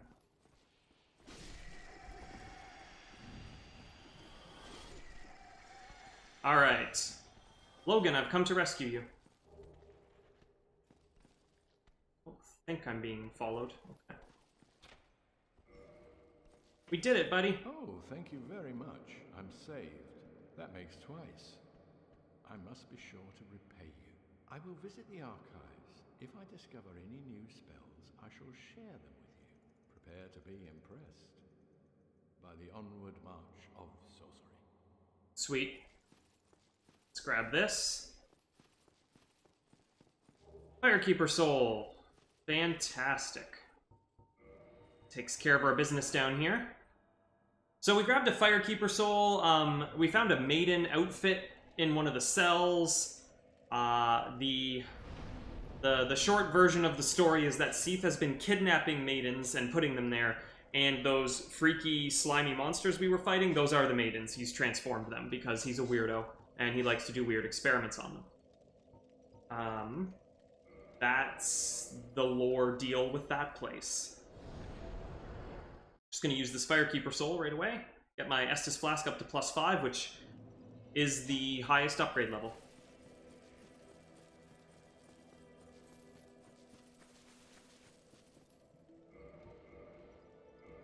Excellent. So we've got top-notch healing, we've got a maxed out weapon. Oh, and we can upgrade the Fury Sword. How did I forget that? There we go. I think that is the maximum upgrade. Why don't we give that a whirl? It's been a while since we gave that a spin. Alright, it's half a weight unit heavier. But we've leveled our endurance up enough that it doesn't matter. It's still fast rolling. Nice. Okay. So this is the style of the time. I think we can get one more level out.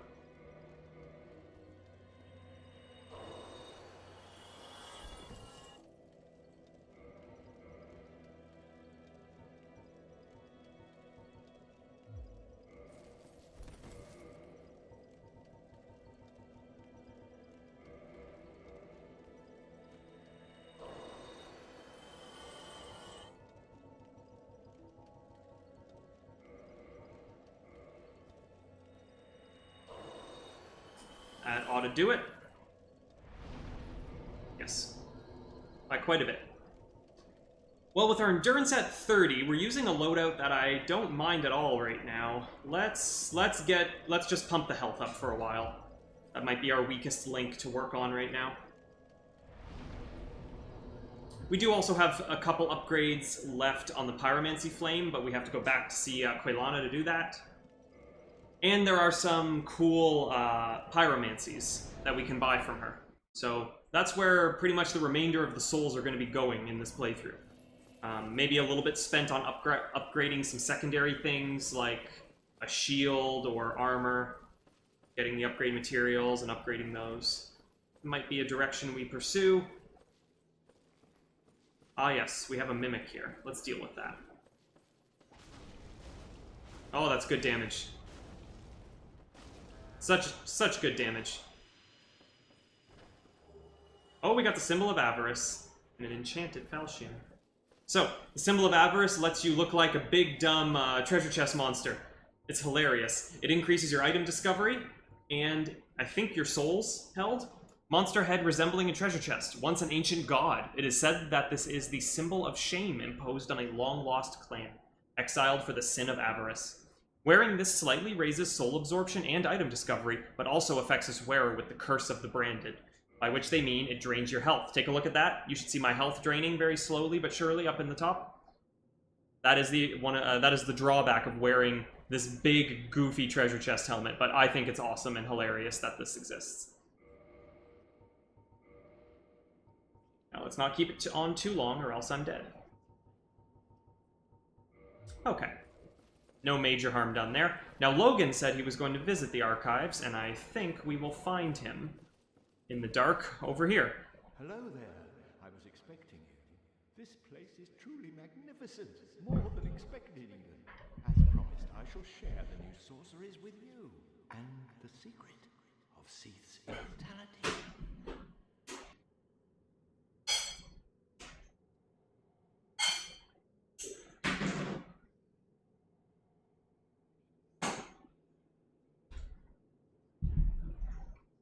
Okay, sorry about that. It was time to feed the cats.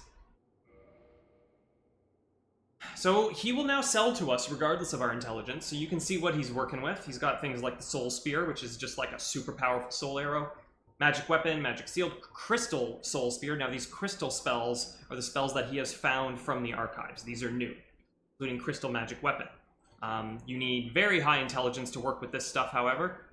We will definitely not be doing that. But there it is. Ah, the secret of Seath's immortality. If you have fought him and were imprisoned, you must know that Seath is a true undead, different from ourselves. His wounds close promptly, and no mortal blow affects him, granting true insulation from death. His wounds close promptly, and no mortal blow affects him, granting true insulation from death. It is an effect of the primordial crystal, a sacred treasure pillaged by Seath when he turned upon the ancient dragons. So only by destroying the primordial crystal can you so much as scratch his hide. And it so happens, the primordial crystal is in the inner garden of these very archives, the Crystal Forest. Okay, so that's important. Well, Seath is immortal as long as that crystal exists. And we now know where the crystal is, so we need to go smashy that crystal.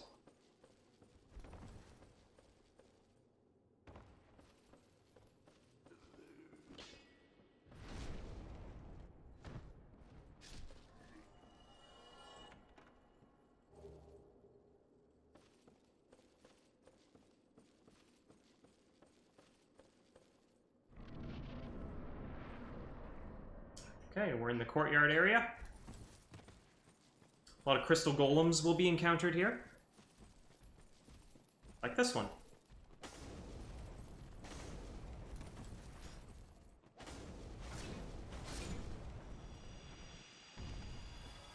They drop a healthy 1,200 souls each. And there's a few items to pick up around here as well, so we're gonna check it all out.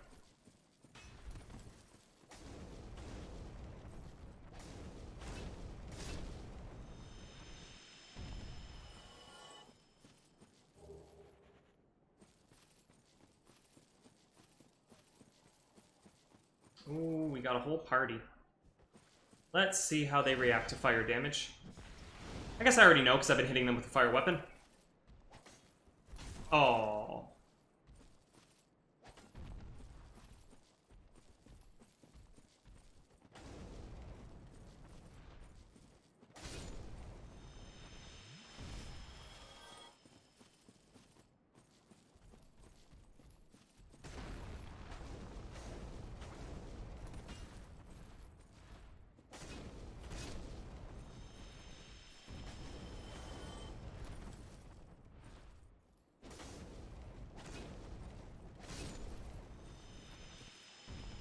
can see that this weapon does stagger them after 3 or 4 hits.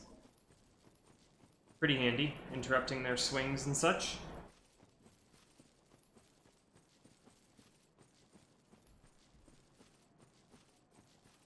Can't walk over this, apparently.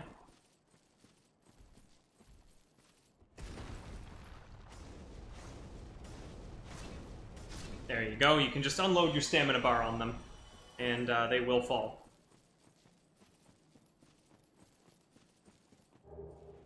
Crystalline armor set. I think it looks pretty hideous. Not really going to give it a second glance.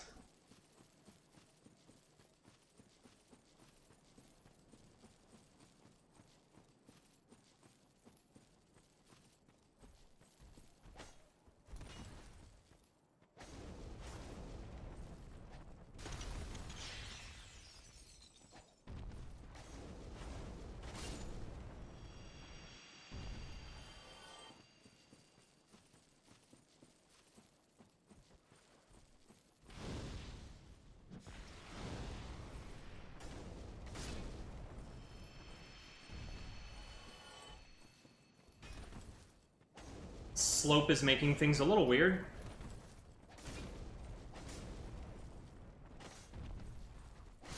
But no harm done in the end. I think I missed one more item before we proceed in the direction of progress.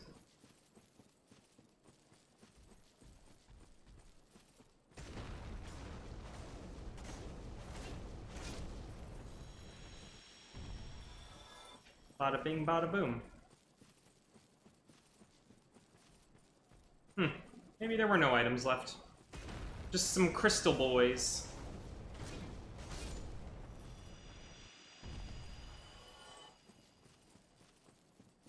Yeah, from what I can remember about the fire effects on a weapon like this in the original, it looks like, I think it looks quite a bit better now, unless I have just an inaccurate memory of it. I really just like swinging this thing. Alright, so we are going down into this, like, pit, the crystal cave, more precisely. So I guess it's a cave, full of crystals. And we're gonna walk on them, and we're gonna fight things made of them. And it's just all about crystals. Crystals all the time right now. Seath loves crystals. We're on our way to go blow up a crystal. He likes making things out of crystals. He likes to do his architecture and design with crystals. His decor. It's all about crystals. Maybe we'll find some crystal lizards. What do you think? Now, this is the gimmick of this area. Always a hit in video games. Invisible paths. These little drips of, like, sparkles that you're seeing. You can tell that there's a path here because they make contact with the solid ground. And we're going to be on the lookout for that as we proceed. Because there will be various goodies and critical paths that are invisible. That's a Moonlight Butterfly right there. That's an old boss, now repurposed as a generic enemy.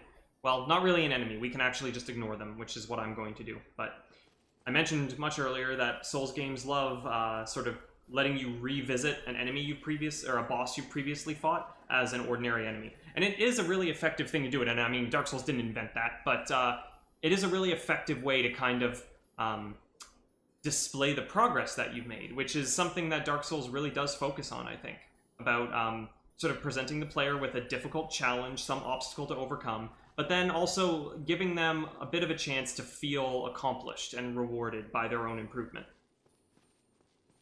Okay, this guy is another Crystal Boy, but he's a little bit different in color, and he is actually considerably stronger than the others we fought.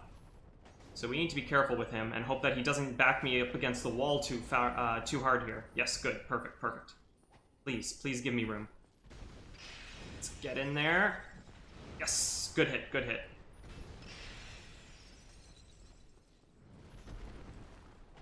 Rolling is always a bit of a gamble on a ledge this narrow. Alright. He was a tough one, but he's done now. These sloped ledges can behave in very strange ways, leading to some very unfortunate deaths if you're not lucky. We can also fall here. You'll also see messages written on these surfaces to tell you what's up. Hey, you Crystal Lizard. We get him? Nope. Got him. Yeah, now we can keep going this way, and I think there's like a blue Titanite slab. I'm iffy about it because I might just fall to... Yeah, it's that item over there. I might just fall to my death, and I don't need that item, so yeah. Try and minimize the risk here. Now, we do need to go this way. Actually, I don't remember what the deal is here. I can fall down there and fight him and get that item, but I don't remember how to get back. Whereas I know this is the way forward.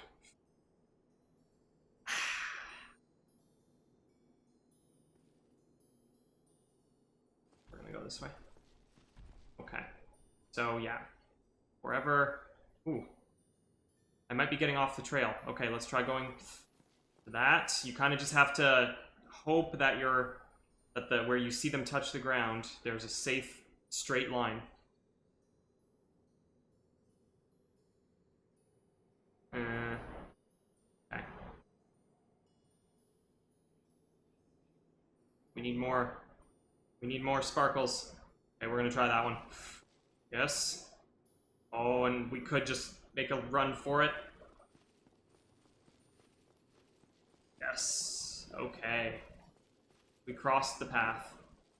Grab this item. Soul of a hero, that's nice. 10,000 souls, I think. Okay. We got through some of that dumb stuff. Now we have... Look at these guys! Remember the clams? Remember clams from the Ash Lake?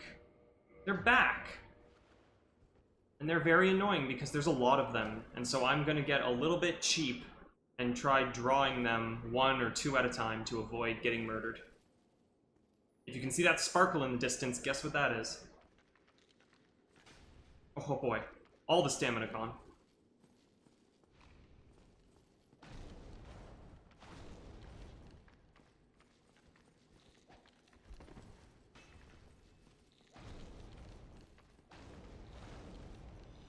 Got him. See how I get shoved around awkwardly there as they die? So weird. Once again, I think these guys can drop Titanite. Twinkling Titanite, I think. I really don't remember clearly, but I'm pretty sure there is an upgrade material it can drop. This isn't the most exciting way to fight them, but hope you'll bear with me, guys. I think it's better than having to backtrack. Come back here again all the way.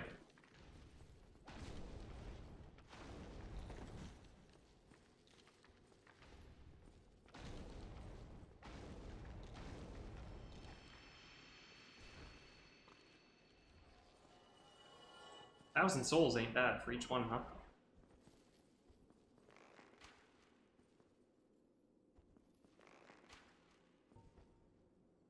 Nah, you didn't like that.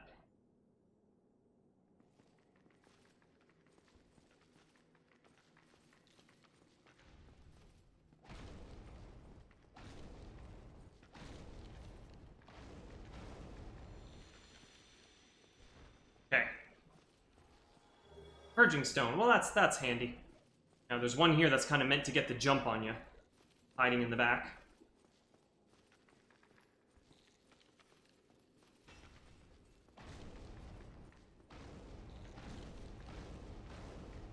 Got him. Whew. Purging Stones. Hooray. 2 left. Alright, alright. I think we can try and pull these ones naturally.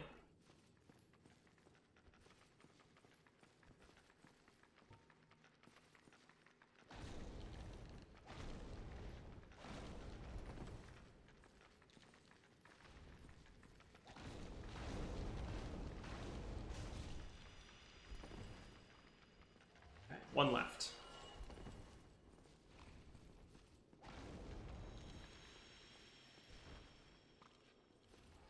Twinkling Titanite, yes, I was right.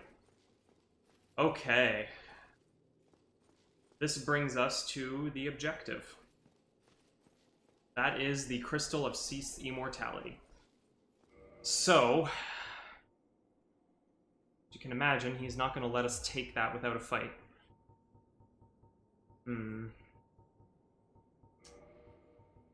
Do have a Curse Bite Ring. If I remember correctly, getting cursed is a risk in this fight. Having a curse resistance might be really helpful. I got a bit of a slower roll. I think it's worth it. I think it's worth it here. I'm gonna let my curse bar go down. Okay. Hopefully this weapon is a decent choice. I don't remember if he's, like, resistant to fire. I think dragons tend to be resistant to fire, actually. You know? I want to play it safe. I want to play it safe here. And weight management is good. Okay. Yep, we're going for it.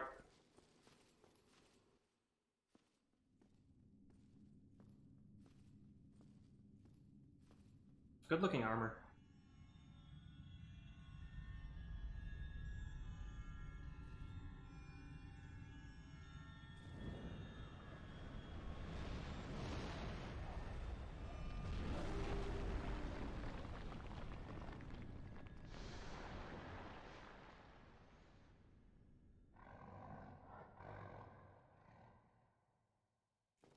Run for it! So you can try fighting him right now, but it's useless until you break this.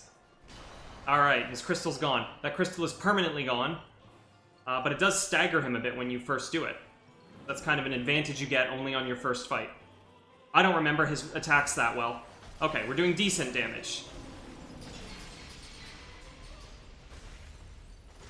Yeah, I really don't remember his moveset. Oh, that's an explosion, though. I know that. Oh, okay. A little bit of curse buildup. That's okay. We're gonna deal with it. Okay.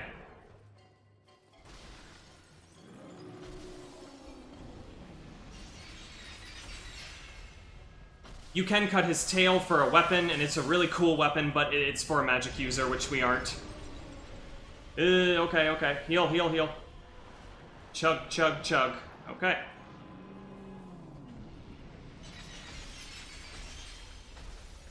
Got him. Excellent. No cursing. First try. Not bad at all. If you want to cut his tail in this fight, the fight is about 5 times more difficult because he's very good at keeping you away from his tail. He loves his tail. He doesn't want you to have it. Alright, another 60,000 souls. Not bad at all. That's another great soul for the Lord Vessel. And that is the Duke's Archives and the entire Seath wing. So we've done Nito and Seath tonight, which is just amazing. Thank you so much, guys. I could not have done it without you. Let's take a look at this. The Bequeathed Lord Soul Shard. Soul of the Albino Seath the Scaleless. A fragment of a Lord Soul discovered at the dawn of the Age of Fire. Seath allied with Lord Gwyn and turned upon the dragons, and for this he was awarded dukedom, embraced by the royalty, and given a fragment of a great soul. Although just a piece, it will still satiate the Lord Vessel. Excellent.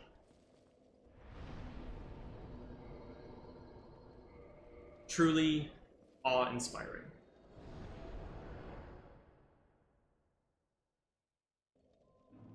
Now, as a reward to myself for doing that on the first try, I'm going to get a glass of water because I forgot to grab one at the beginning of the stream, so I'll be back in 1 minute or less, guaranteed.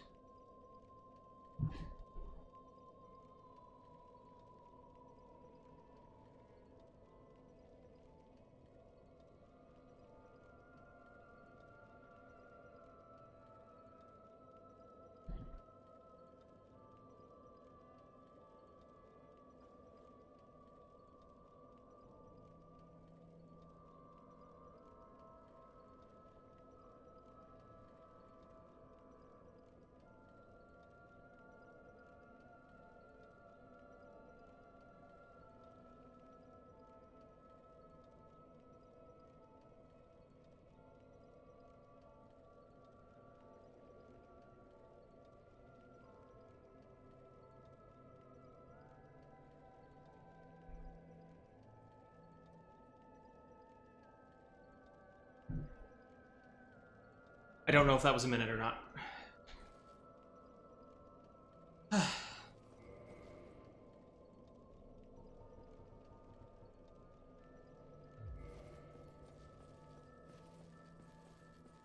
We're gonna go visit Quailana once more and spend some souls there. Finish upgrading the Pyromancy Flame and maybe buy a new spell. If it's an option to do both. If it's not an option to do both, we might just upgrade the Flame. Honestly, Great Chaos Fireball is pretty much the best Pyromancy in the game, I think. Ah, I can also take this off. Go back to Havel's Ring, so we can run around.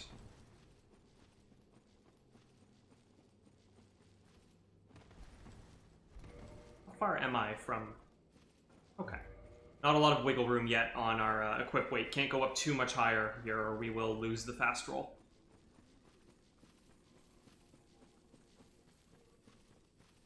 At some point it would be nice to be able to carry a shield, even if it's just like the Grass Crest shield, to get that passive stamina regen bonus. So I probably will aim to at least hit that threshold before the end of the game. Yeah, let's... These guys can cause some problems when you're talking to that NPC nearby. So let's just get them out of the equation. Like that. Hooray. I don't know why I bother picking up the item they drop.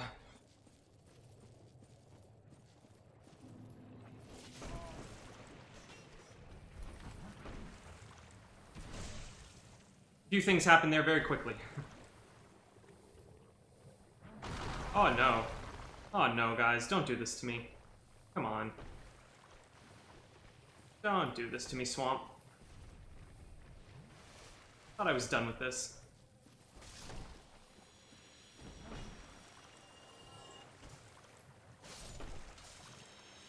Okay. You are all gone.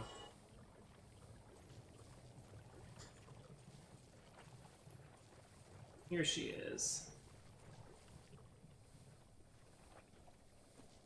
Ah, there you are. I was expecting you. Let us begin. Finish upgrading the Pyromancy Flame. Fantastic. That is the maximum Pyromancy Flame power. Now, oh, we're 5,000 short of buying Great Fireball. I think I'll pop a soul for that. There's some other fun stuff here like Firestorm. Very slow to cast, but it does create like pillars of fire all around you. So that's pretty neat. Great Combustion is kind of just an upgrade to Combustion. It's also worth grabbing. So I need about 10,000 more souls, and I think we picked up a Soul of a Hero. That will do the job nicely.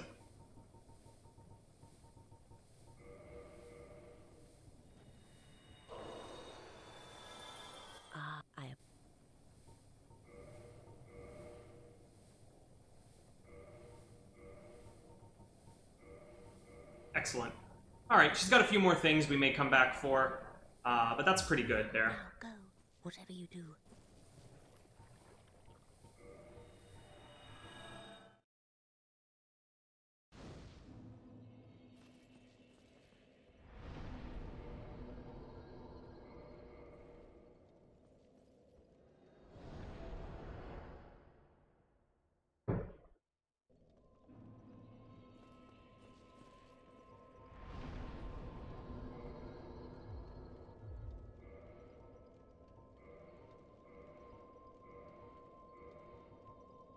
Sure, we'll run with that for now. Now I'd like to do something for the Covenant here. Remember, you can offer your humanity at this Covenant. I'm going to offer a whole bunch of it right now. If you offer 10, you get a reward. If you offer, when you hit 30, you also get a reward. This used to be an extremely tedious process, because you could only use these things one at a time.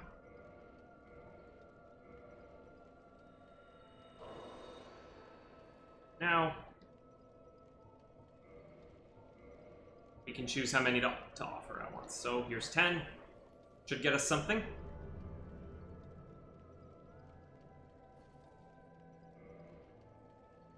No?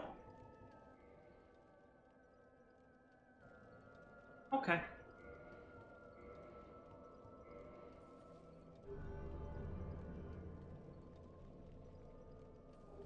Ah, the Chaos Storm Pyromancy. Excellent. So we have gained a rank there. You again. See what he says. There is nothing to except if you lay a hand on the fair lady, you should be prepared to face my wrath. Okay. No, yep, can't upgrade the flame, and he doesn't have anything else. Okay. There is nothing to Okay, now what that should have done in this covenant here is activate a shortcut option in an upcoming area.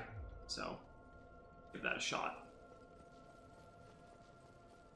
Because it's now time for the Demon Ruins. A place where fire weapons don't actually do that great, if I remember correctly. So, I'm gonna stick with the Balder Side Sword for now. Maybe we'll even throw some lightning on that thing, who knows?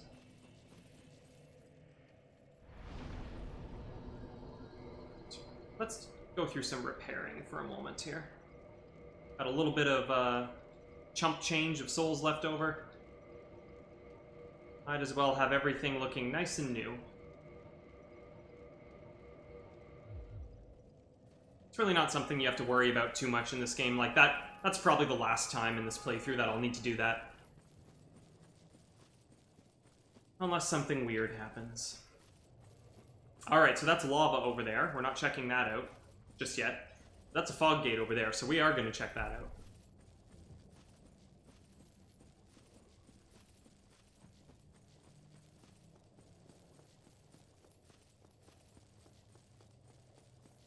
You know, just because it seems to make sense for this area, I'm going to try putting on, there, the fire defense ring while I'm here.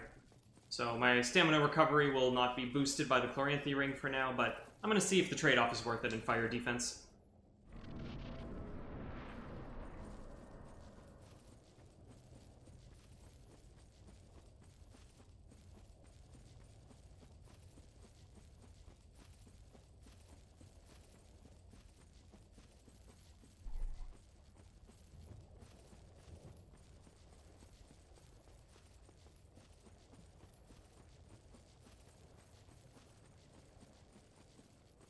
Hello. Now, seeing as the fire effects seem to be the most obvious visual improvement in the remaster, I am actually pretty interested to get to this area and explore it with the new look. And even this guy right away looks quite a bit different than what I remember. This thing is his face here. Now, if it looks like he's in pain, that's what they were going for. This guy is actually not having a good time. You can target him, but he's not hostile at the moment. What will make him hostile is grabbing this. Immediately. Did not like that.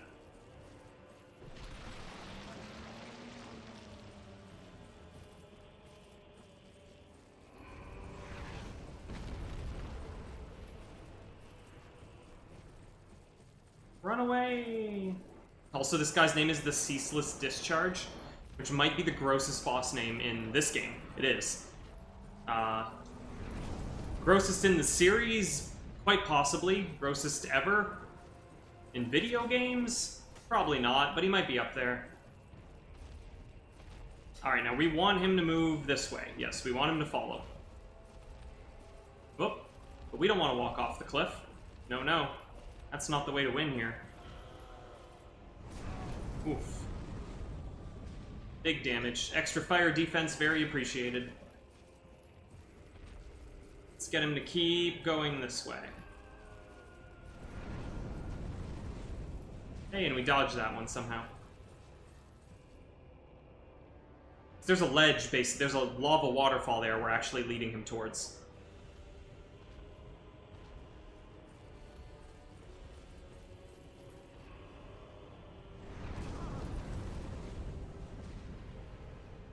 No biggie.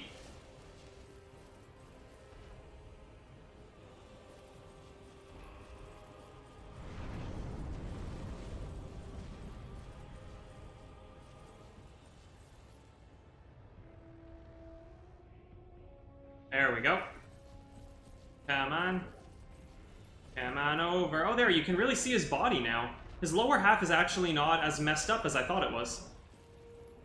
Okay, now he's right near the ledge. Oh, no, I'm near the ledge as well. My own personal ledge. Alright. If He takes a couple more steps. I think we're good. Yep. Ow.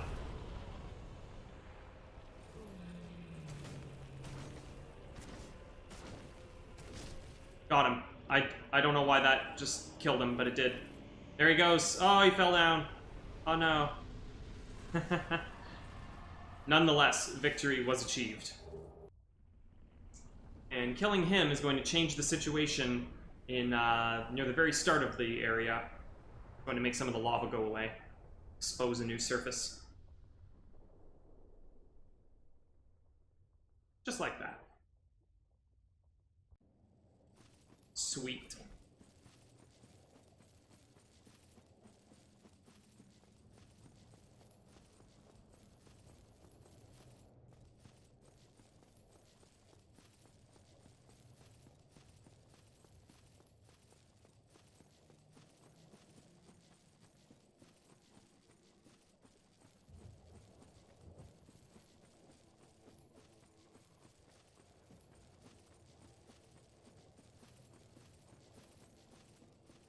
Forward progress. Oh, look. Oh, look. It's a collection of enemies that are actually an old boss. Who would have thought of that? Look. Ah, that doesn't really... Oh, there we go. Those are just a bunch of Taurus demons. Remember way back on that bridge? The first boss we fought after arriving here in Lordran? That's just a big gang of them over there. And I'm gonna try fighting them. Because I want to see how far I've come. Try and fight them one at a time, at least. Perfect.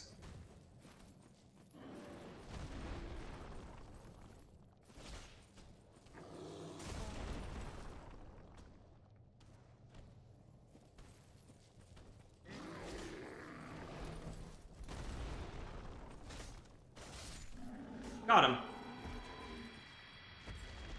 Now, I could be wrong, as always, but I'm pretty sure that these guys actually have the same health and similar stats, maybe more attack power, than the form that you fight on the bridge. And you're just doing so much more damage now that they have the stats of ordinary enemies. I'm probably totally wrong about that, but who cares?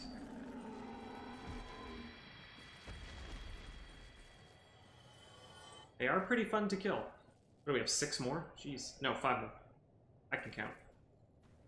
Ooh, 2 on 1. Haven't had to do this yet. So you can see the lava doesn't hurt them. That is good to know. Lava does hurt me.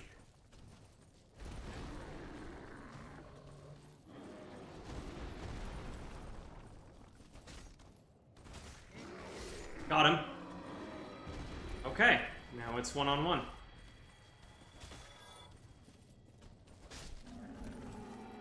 It's more afraid of the lava than him there. Alright, 3 to go.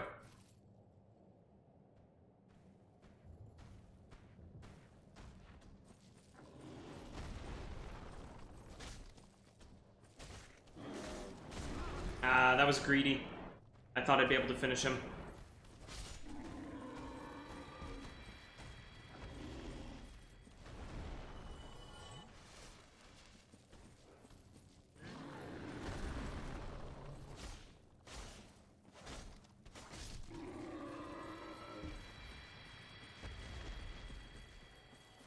We're only getting 1,200 souls from each one. I love that.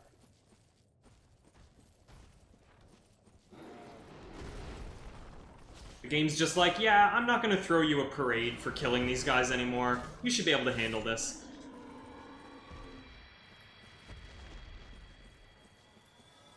Cool.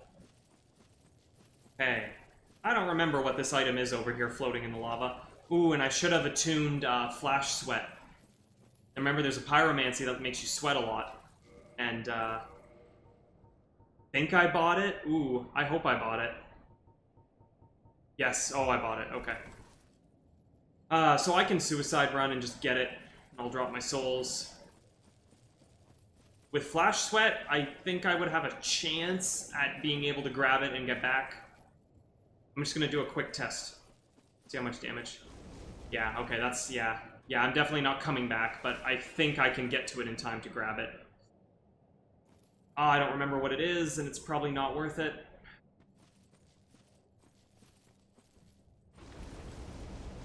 Got it. Okay, the Chaos Flame Ember. I can give that to a particular blacksmith that we actually haven't met. He was back in the catacombs, and he can give us chaos weapons, which I'm not planning on using. So that wasn't worth it, except for perhaps the lore, so let's read it. I also have a crystal ember here I need to give to someone. Chaos Flame Ember. Ember required for weapon ascension. Chaos Flame Ember is an art of the lost city of Izalith, handled only by blacksmiths knowledgeable in ancient methods. Ascends a +5 flame weapon to a chaos weapon. Chaos weapons are demon weapons, augmented by humanity, which inflict fire damage. So, chaos weapons are pretty neat. They actually have damage that scales with how much humanity you're carrying at the time.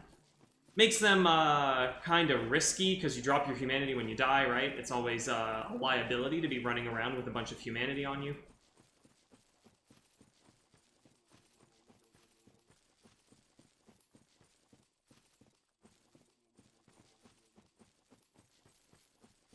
But I believe they do give you a pretty good payoff in terms of damage once you have them scaling properly.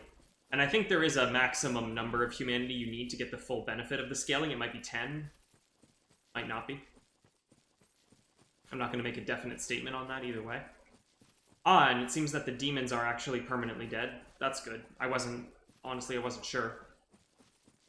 And I had about 28,000 souls, which is why I've decided it's worth running over here to get this. That's still nearly 1 full level. So we'll take care of it.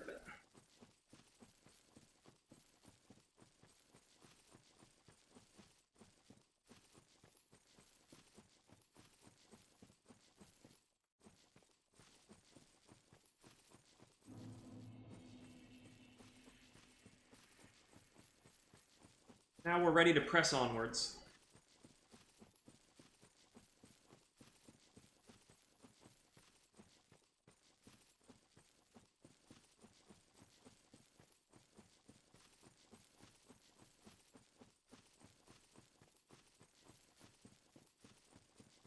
I'm probably going to screw that up if I try to make that jump, and I'm pretty sure it's souls. Not a huge deal.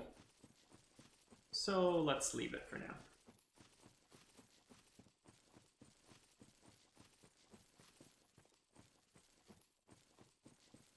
Hey, look.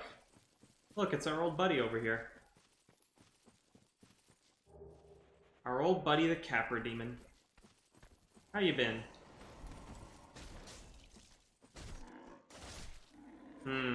Disappointing. Only 800 souls, wow. I mean, he did have the help of 2 dogs the first time we fought him anyway, to begin with.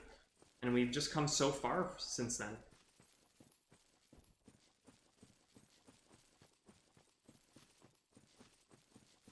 Okay, getting into some interesting architecture here. A little more signs of some kind of past civilization.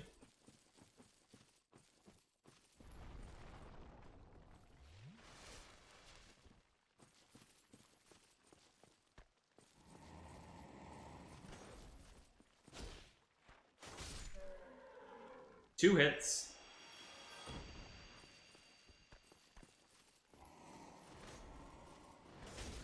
Ooh, we were able to poise through that. Not bad, Eastern armor set. Not bad at all. That's the dream, right? When you have enough poise to tank some hits, but you're still nimble and fast rolling. The best of both worlds. Helps that we're not spending a lot of our equip load on weapons. Pyromancy Flame weighs nothing, and this sword weighs 3 units, which is quite light, especially considering its reach and its damage.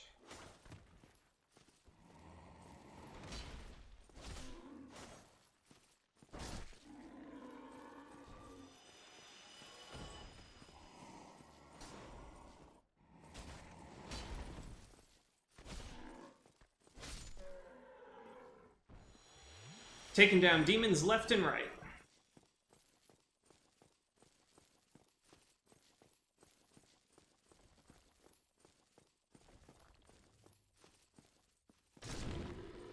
Glad those die in one hit. We'll be fighting a few of them.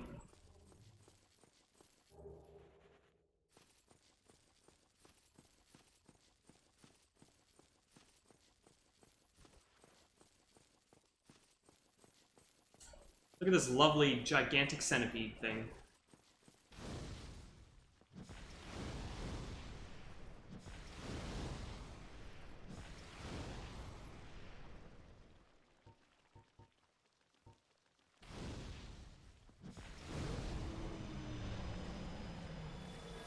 Alright, he didn't seem very upset by the whole thing, but he was guarding a bonfire.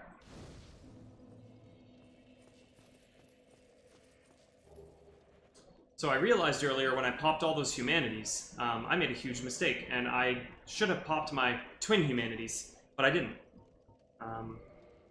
So now I'm going to be in a kind of awkward position in some cases where I may want to just get one humanity, but I have to get two.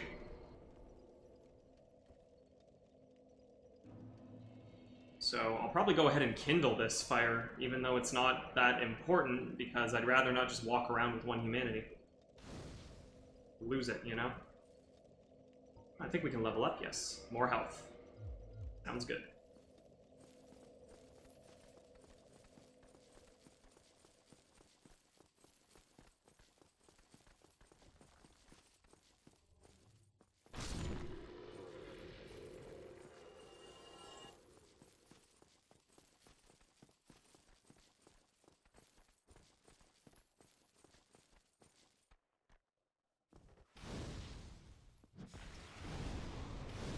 Not bad.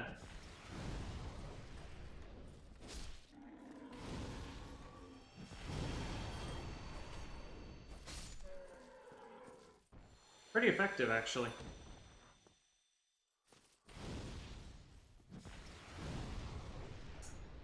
Aw.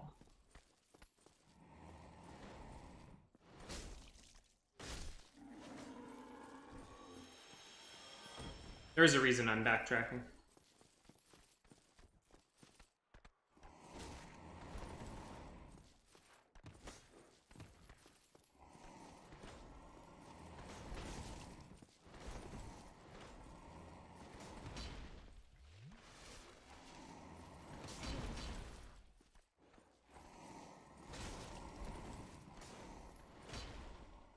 Getting dicey here. Just want to take out one of them. Gotcha. Okay. Great. Now, we may or may not be invaded when we walk over here. I am human now, so NPC invasions are a thing. And we might be visited by an old friend, and we might not, because I am in the same covenant now as Kirk, guy with the thorn armor. So that fog gate seems to be a good sign, actually. Aha! There he is. Back for more, are ya? Come to steal my humanity. Wow.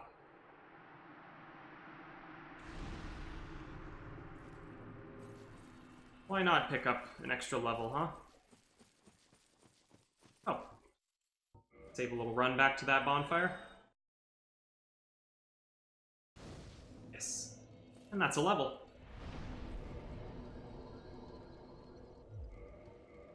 Alright, we've just broken 1,000 health. That's nice. It's a good benchmark for now, actually. I may go back to putting points into endurance. We'll see. Really, we're in good shape. This build really feels like it's almost finished at this point, you know? So it's just going to be a lot of bonuses from here on out.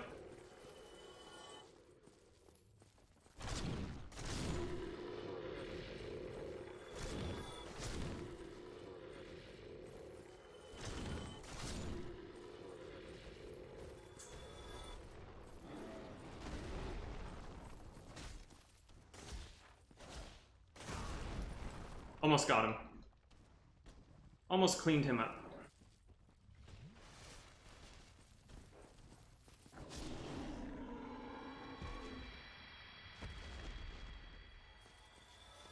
These guys are annoying. Let's go this way. These guys I can handle.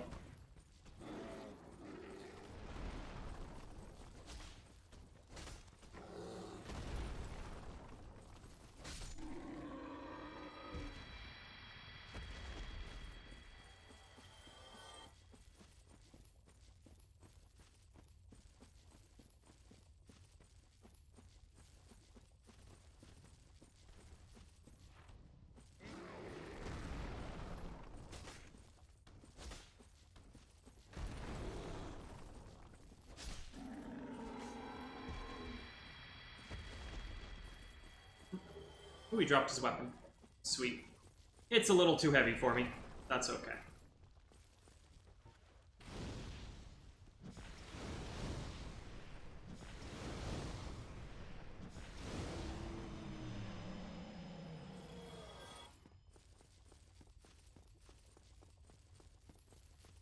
Almost there. Oh no. Oh wow. Okay. Oh wow. Oh wow. Oh wow. Oh wow. Oh, put me down. Put me down. Oh my god, put me down. Wow, that took so long. Oh. Again. Oh, oh, oh. Not dead, not dead. Okay. Ho ho! Oh man. Oh, and you're almost dead. Gotcha. And you're not almost dead, but we can make you dead. Sweet. Got them out of the way. Got whatever this is. Chest chain is buried in the tile, but I remember it being safe. Large flame ember. Getting a lot of embers. Not really using them. Ember required for weapon ascension. Large flame ember used in ancient rites. Handled only by blacksmiths knowledgeable in ancient methods. Ascends +5 fire weapon. Allows rain blah blah blah blah blah. Yeah, okay. Not really much going on there in terms of its description.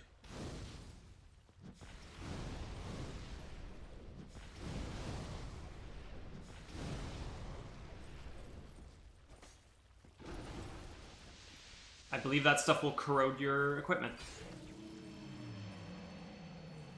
Okay, we can just get by him. Yep. Really don't need to deal with that. Oh, we've been invaded. Sweet. Forgot that I was human. Oh, there's an item up there I missed. Look at that. Guess we'll go back for that. May as well.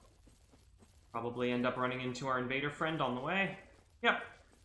As expected. Alright. Let's give this a try. Ooh, they came prepared. Oh!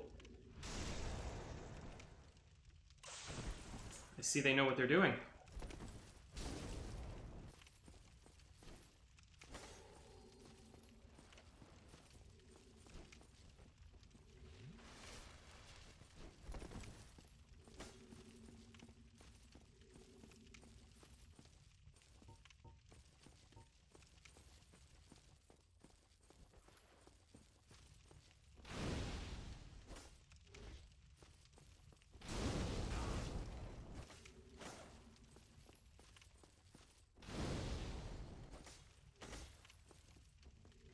It's anyone's match now.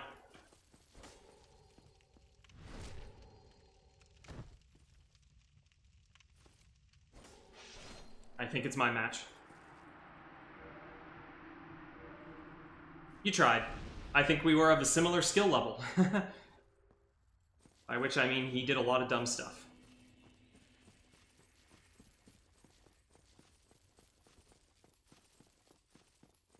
Look at that, another level. We are really, we're really beefing up over here. That's great. Okay, where was that item I saw? Ah, there. Do I have to... Really? I have a feeling I was not aware of that item's existence. How do I hear footsteps? Oh yeah, there's demons above me. Okay. Quick rest. Ah, not quite enough. Not quite enough. We're like 300 short. That's okay. We can answer that.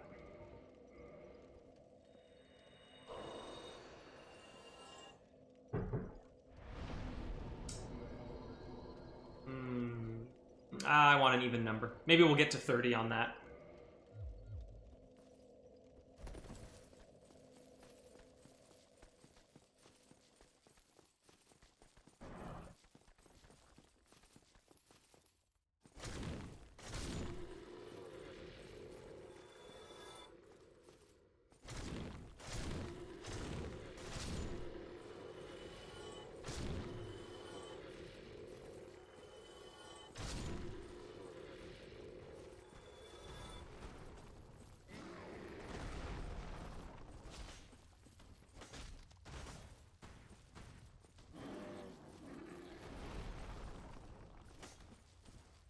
Ah.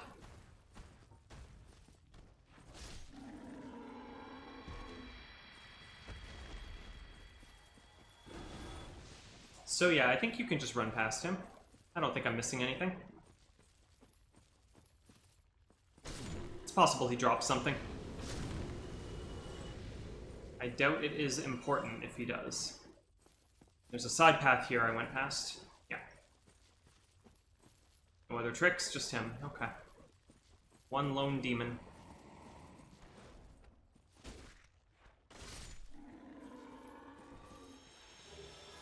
I feel well prepared for this area so far.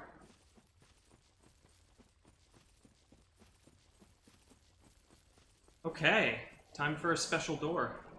Ooh, although there is another path we can take. Let's try that, shall we?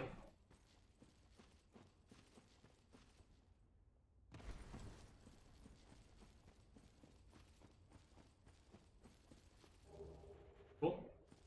And alley-oop.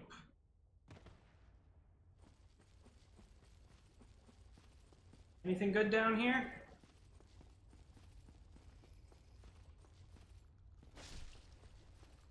It's bugs. Wouldn't really call them good. Okay. Now, this door is ordinarily not available to us. It is a shortcut door that I think you normally open from the other direction. However, by reaching the second rank in the Covenant, by giving 30 humanity, I believe I can open it. Earlier than normally expected. And in doing so, I can alter the course of history. One of these maggots is very special, and it drops the Sunlight Maggot, which a certain Solaire would be very interested in finding if he were to come across it first, so much so that he would lose his purpose in life and go hollow in this very spot. I believe that by coming here first and taking that Sunlight Maggot, we have averted disaster. We've also skipped a significant portion of this area. It's just an option that you have if you follow this Covenant. Now, we're in Lost Izalith, and normally you have to work much harder to get here.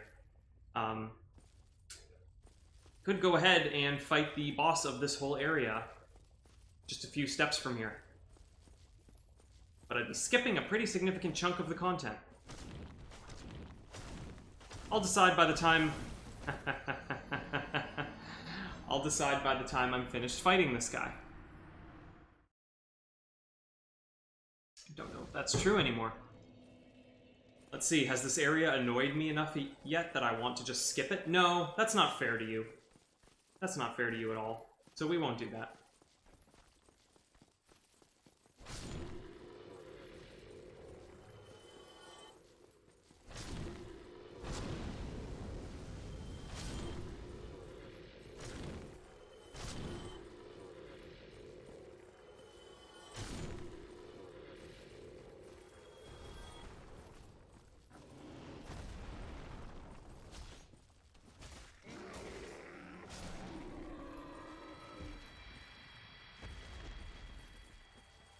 Now, fair warning about Solaire and his little side quest. I don't have a crystal clear memory on the exact conditions to prevent him from going hollow there. I think I believe that what I've done will help, but we will find out either way. Now, yeah, let's instead go in the intended path now. On to the Demon Fire Sage. It's an asylum demon that's on fire. That is the only difference. Has some different attacks, I think. Maybe not. That looks pretty similar. Smack his butt.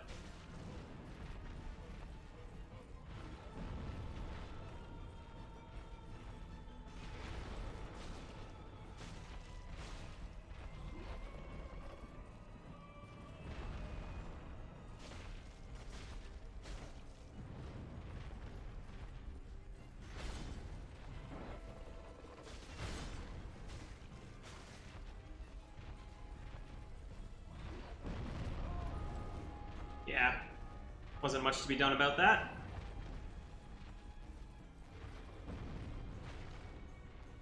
Okay, we're good. Oh, I rolled too soon.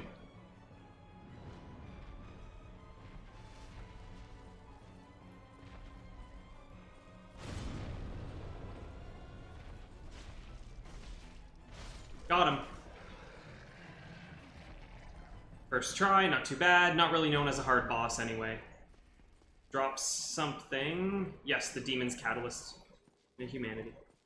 Okay, I think this was the way forward. I don't know if I got turned around. No, this looks good. 20,000 souls for that. Not really a huge sum at this point in the game. That's not even one level, actually. So that gives you an indication kind of how important he was.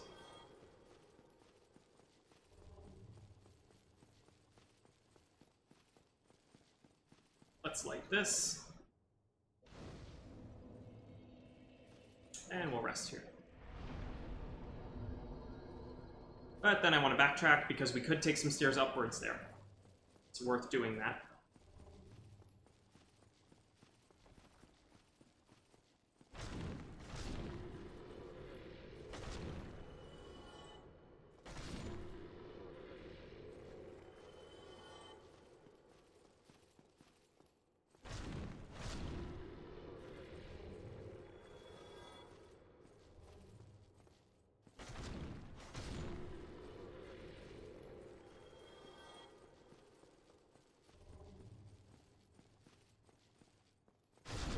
Triple kill.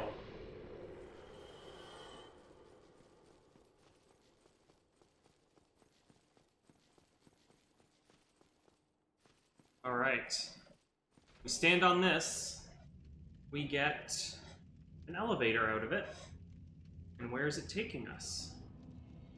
Into Quelaag's domain. Look at that. Look at this. The Firekeeper bonfire. Now we've circumvented a whole bunch of backtracking and long winding trails.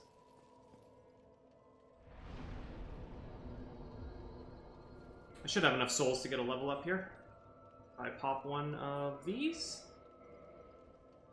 Might be close. Yeah, I think I need a bit more. Try that.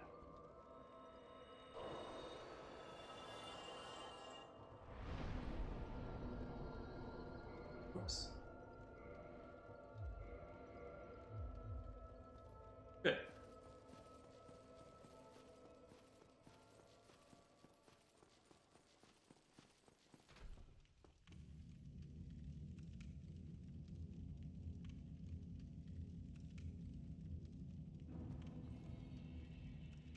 The Demon Ruins.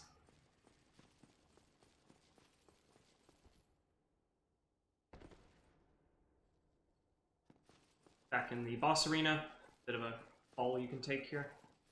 Save some time. And now we move further on, deeper down into the demon lair.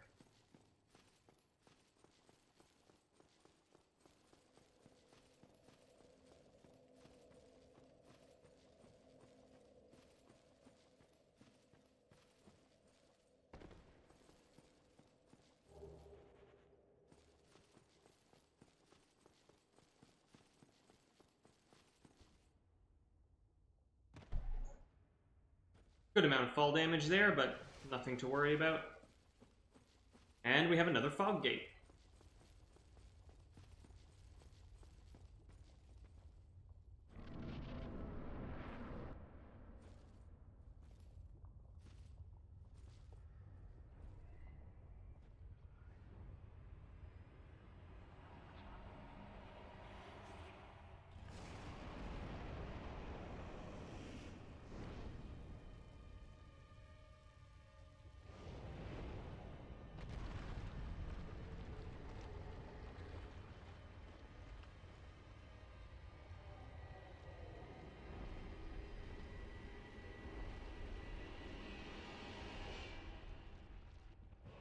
The aptly named Centipede Demon.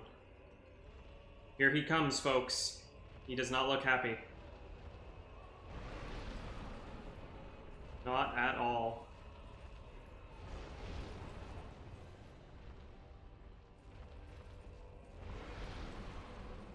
Do need him to get closer.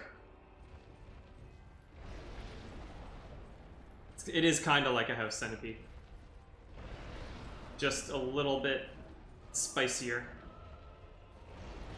Okay, are we stuck in a loop here? What is this? I'm gonna get you. I'm gonna get you.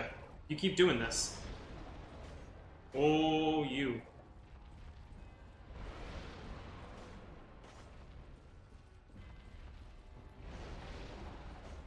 I don't think I can hurt him when he swings that arm. Nope. Doesn't really seem like it. Okay, so this is pretty silly. He is supposed to be getting a bit closer than that. There's something. Hey, and we did damage to him.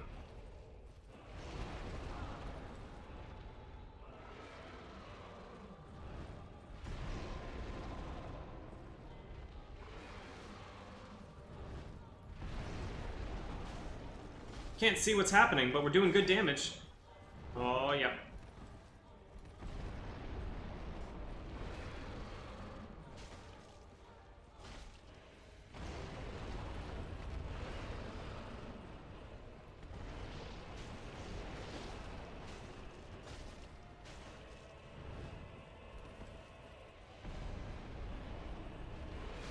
And we got him somehow. Oh. The orange charred ring. This is a big one. As well as a humanity and a homeward bow. This is a big one. Let's take a look at it.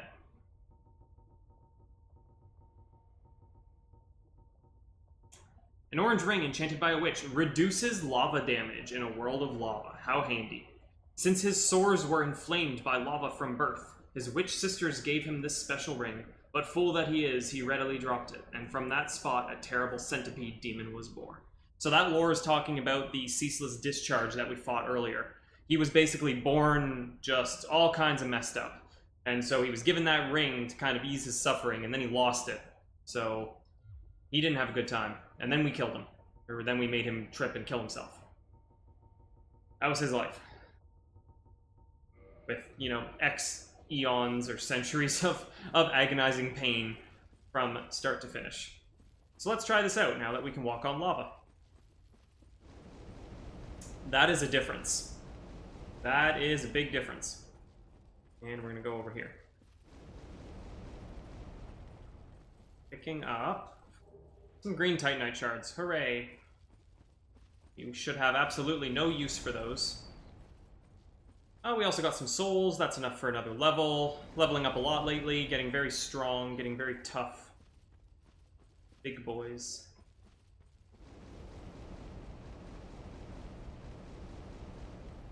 Yeah, so we can just kind of walk on lava as we please as long as this ring is on. Ah, who do we have? Why? Why? After all this searching, I still cannot find it. Why? Why? After all this searching, I still cannot find it. Aw, Solaire. He hasn't found his son yet.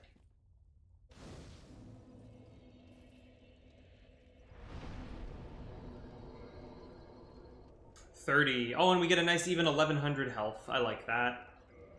Excellent. Round numbers. Very good, very good.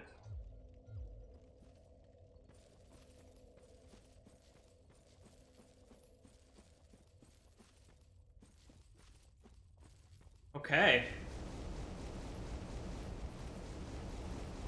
Hang in there, Solaire. I'm picturing like that poster with the cat hanging on the clothesline, except it's Solaire. Look at these guys.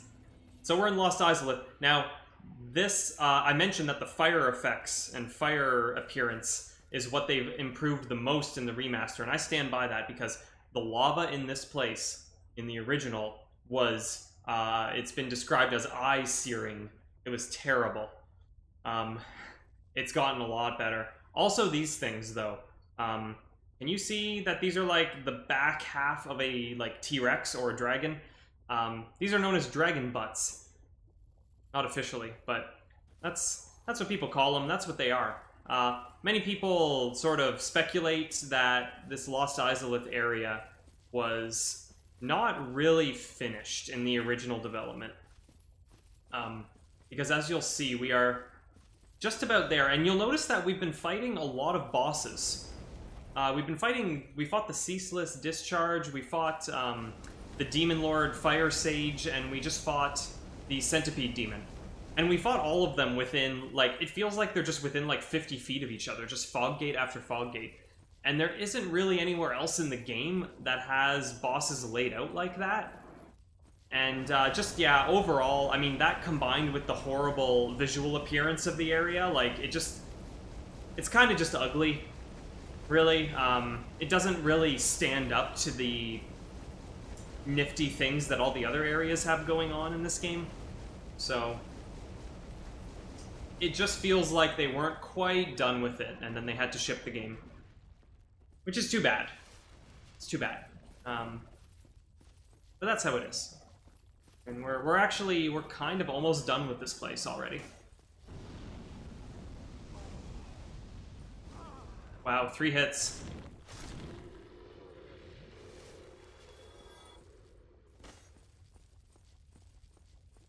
Some of those are just statues and not enemies.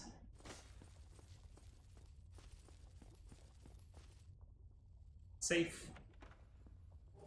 Soul of a Great Hero, fantastic. I don't think we want that. So there is a fake wall around. I forget where it is. Oh. Oh, dragon butt. Oh, dragon butt.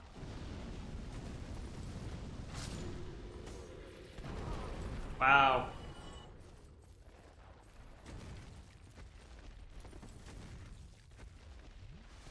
Oh my god. Let's see if we can... They're so much more trouble than they're worth to fight. I'm all turned around now, but I'm gonna try and go this way. I think this is the wrong way. Yeah, this looks like the way we came. I think I got flipped upside down, turned around. Alright.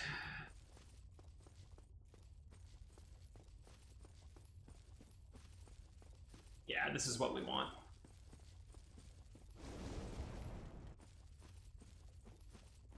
There is, I mean, if you look off in the distance, like at the walls of this gigantic cavernous region we're in, there is some good-looking stuff, but a lot of it is just, like, brown and black and muddy and just not really that interesting.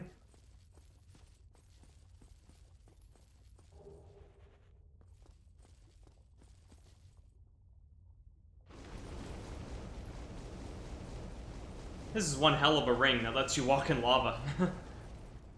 Like, the ring from Lord of the Rings couldn't even do that. It was destroyed by lava.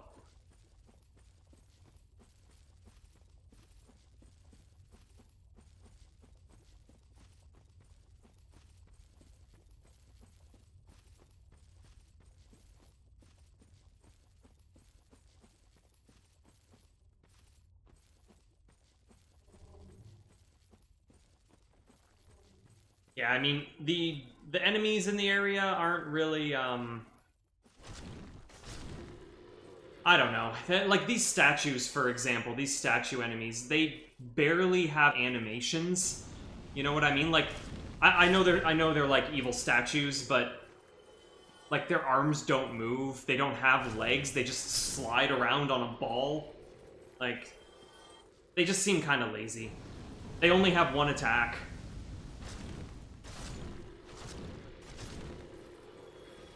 And like you beat them by not standing in front of them.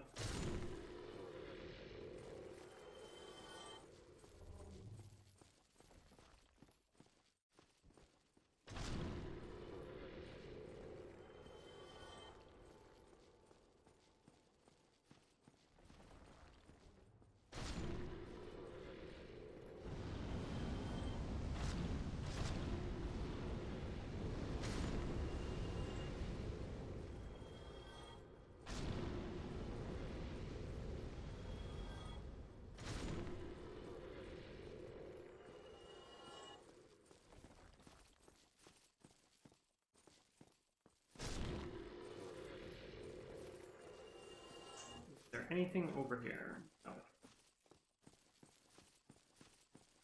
Okay, well, here's a different enemy. Where are you going? I wasn't talking about this guy. There we go, I was talking about this guy. So that stuff he's shooting will break your equipment. So, I don't want to get near him. And I don't have to. That's good. It's nice that one fireball can take care of him.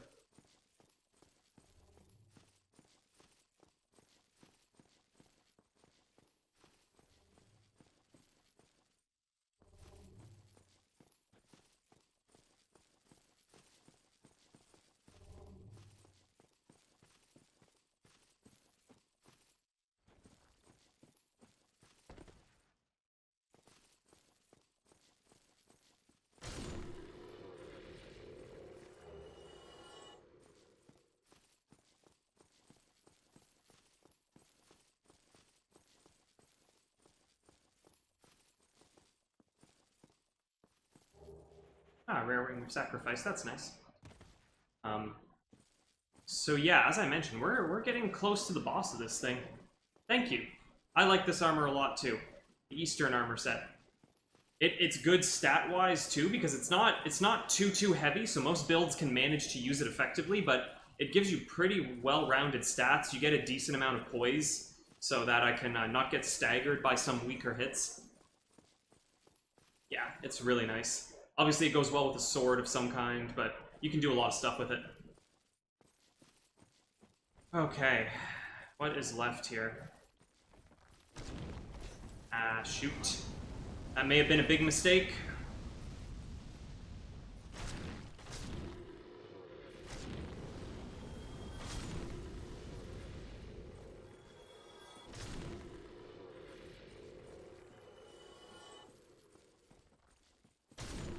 Yeah, I mean, there's just like 90% of the enemies in this area are these stupid little statues. Yeah, I already went over it, but like, they're lazy. Okay, so, there was a demon statue. Yeah, oh yeah, I love the lion. I love that lion here. Yes, awesome. Just enough asymmetry is always a good thing in a design. Now, this is the demon that I rolled off the side when I was trying to fight before. I want to try and get past him, because I really want to see what's going on the other side. And I can see my bloodstain over there, actually. So we're going to see how effectively he deals with fire. Oh, no. Oh, no. Oh, I didn't even hit him. Oh, he got some of the lava.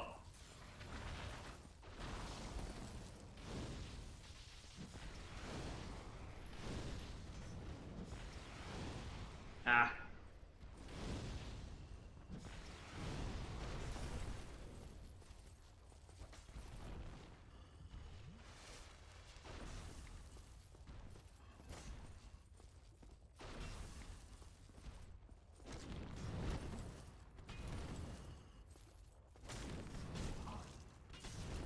Shoot.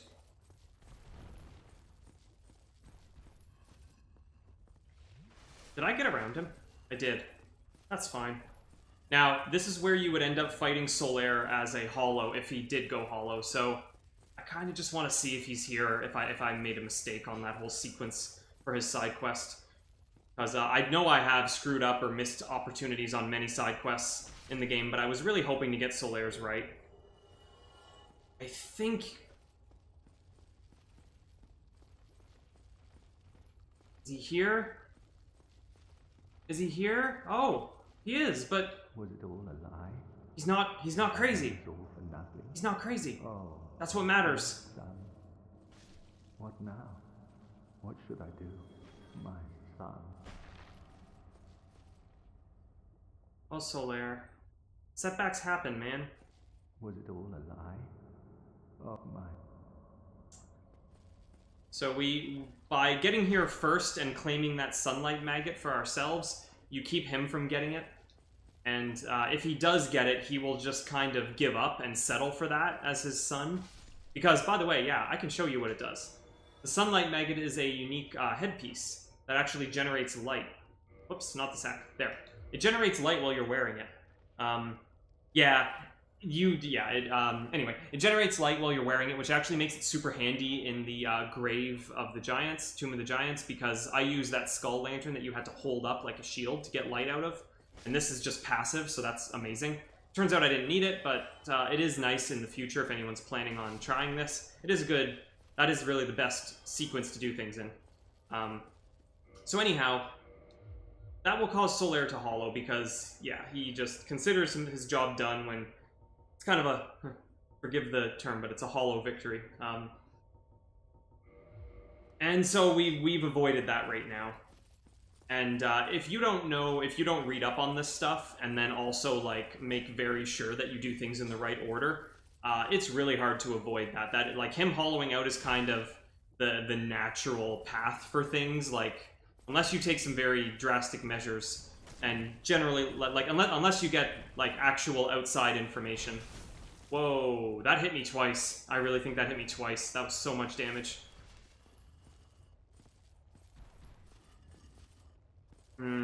This is going to be a hard fight to win, man. He has so much health. I don't even care, man. I don't even care about you. Yeah, you can try and shoot lightning at me, but I'll just serpentine and go away from it. And then you'll never land a hit. I don't even care about him.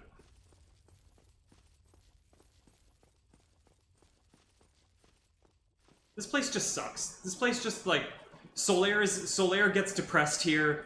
The enemies are pretty lazy. The layout is, like, there's so many uneven surfaces that you slip off of, and it just gets annoying. They could have done so much better with this place. There is one little side area I didn't bother visiting. Oh, let's deal with this NPC. So this NPC is a joke. You just walk up and hit them before they can start casting their crazy pyromancies, and they die. Yep. There's the boss. We get a nice catalyst, sure. There's a couple more items over here. There's this super annoying guy.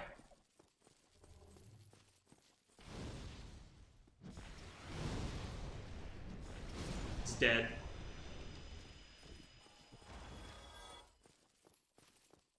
Oh, what is this even? I'm gonna say red titanite chunk. Oh, okay. Oh, it's a pyromancy. Cool. Never gonna use it. I think this is not a fake wall. Good. Okay. We're just gonna give it a run. Okay, so the cherry on top of this place, its unfinished nature and its lazy enemies, the cherry on top of all this is hands down the worst boss in the entire Souls series. Cheap deaths galore, just not fun to fight at all. Maybe we'll get incredibly lucky. Whoops. Maybe we'll get incredibly lucky and it'll work out. I'm really not counting on it. I'm expecting to have to run this back. But, there's nothing else I can really do to make this better on myself. Out of Estus as well. That's kind of a bummer. Oh well. We'll just try not to get hit.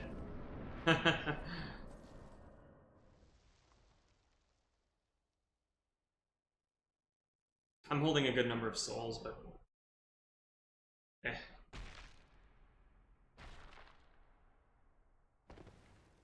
Okay, this is the Bed of Chaos. It's a giant tree monster. It's gonna swipe at you as you make progress in the fight, which is permanent.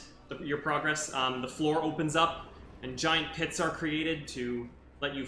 And the whole goal of this boss is to just sweep you into a pit and kill you like that. It's a super fun fight. There's one. That's the easiest. Gets harder from here. He's got one on the other side, and then you have to make it through this entrance in the center. And now he's got this giant fire scythe that's gonna come out for you.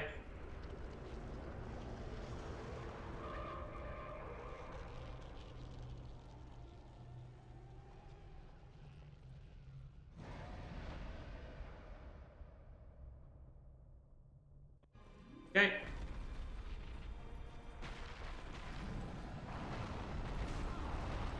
Cool. Yeah, so...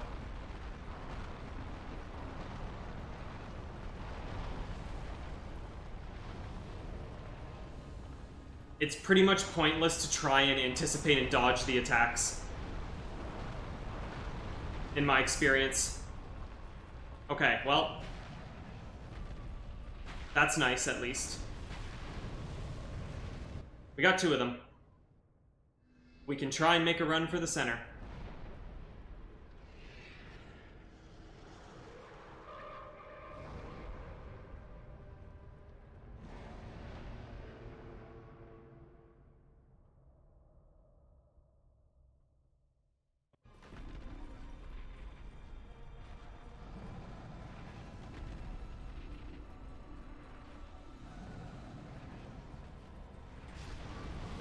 Got me.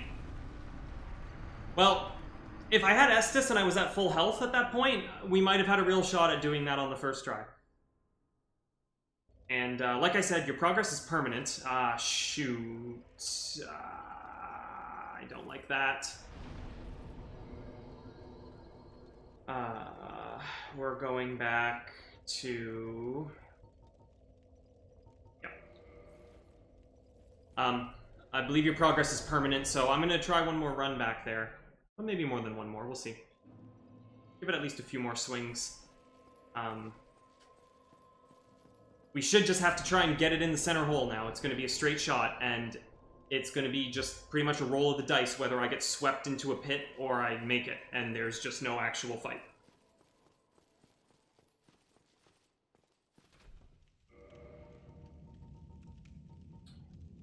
I'm not gonna pass over any lava here. Okay. Okay. How fast is this run? Oh, wrong way. Good start. Reset the elevator, always a smart move. Saves me time on the next run. I forget it. That elevator might be special, actually, because it's like a magic platform.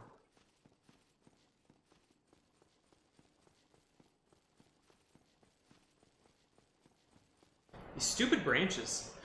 Just get caught on them all the time.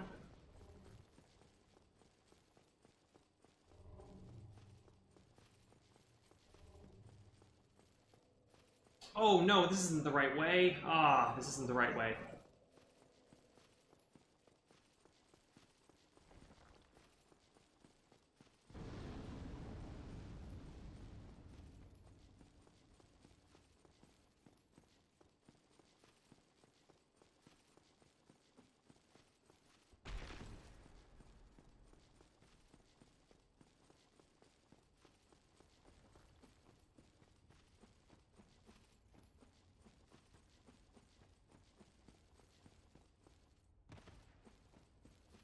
So there is one other area that I haven't checked out down here way at the bottom in Lost Izalith. There is one little side optional area that has some upgrade materials and some random goodies. If we were following Zigmeyer's side quest properly, we would meet him there. Ooh, I almost swung right into Solaire. Woo. We would find him there, and that is actually where his side quest would basically conclude itself. I'm almost certain that I've messed it up because I didn't get him through certain areas properly, so not gonna do that. Don't really care about anything else in that area, not that I can recall. Nothing really important to grab. Pretty much set on my build, so like weapons and stuff don't really bother me. Oh wow!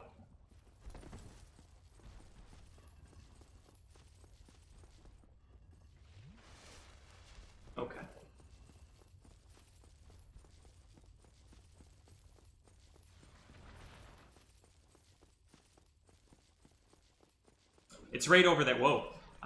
It's right up ahead there in that little room. The floor falls through, and there's just a bunch of shit down there.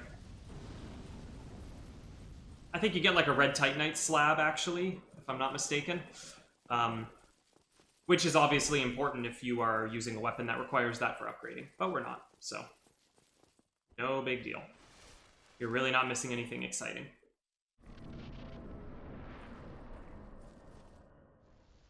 All right.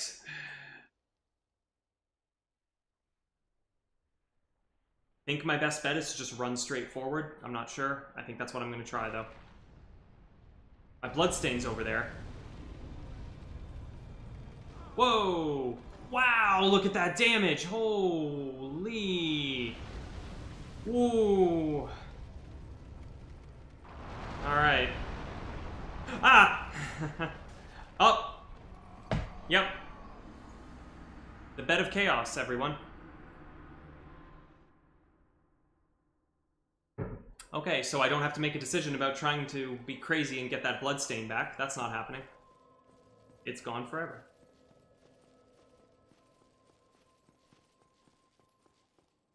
Scooting on weird smoke.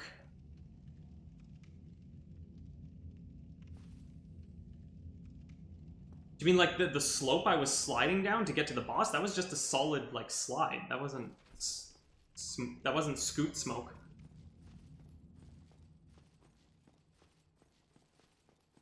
I don't know if that's what you meant.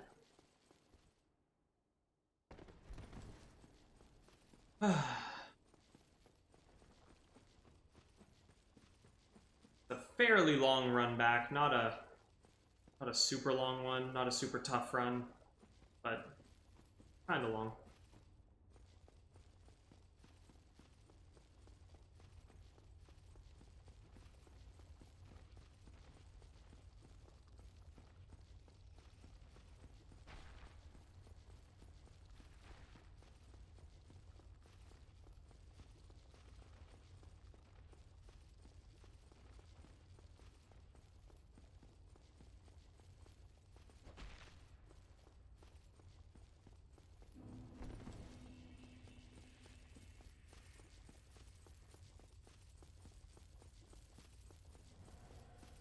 Oh, congratulations, we've broken 3 hours on the stream. Oh no, if you kill me, there's just no need for that, sir.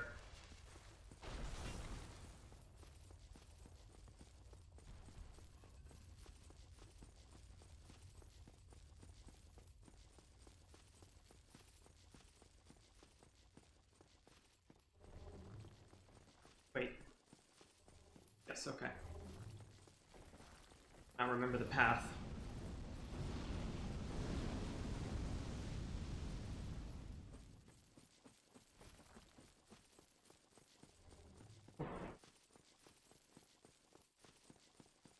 The AC turning on behind me scared me. Okay. Yes, this is just a fun slide. That's all there is to it. Oh, I didn't top off my health. Man, if I get hit with that firestorm again, I might die. It almost one-shot me. I guess I should have the fire defense ring on. Shoot. Too late now. Yes. Look at this. Oh my god. Alright. Gonna get me? Oh!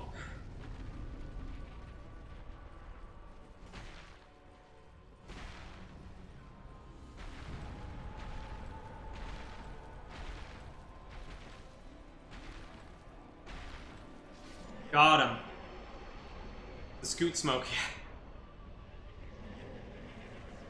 Oh, we took care of it. We got a Lord Soul. Notice how there's no no qualifier on that Lord Soul. Because we picked up a bequeathed Lord Soul shard, and when we beat the 4 kings, I think we also got a shard. But the Soul of Grave Lord Nito is a complete Lord Soul, and the Soul of the Bed of Chaos is a complete Lord Soul.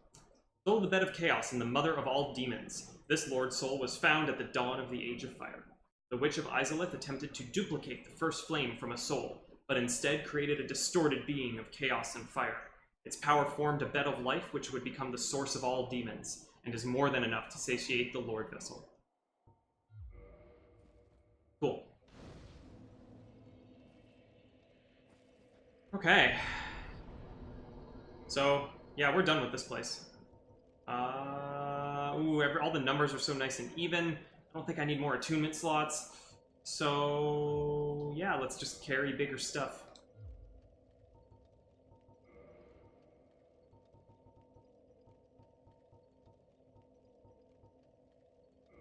Back to Firelink for a moment.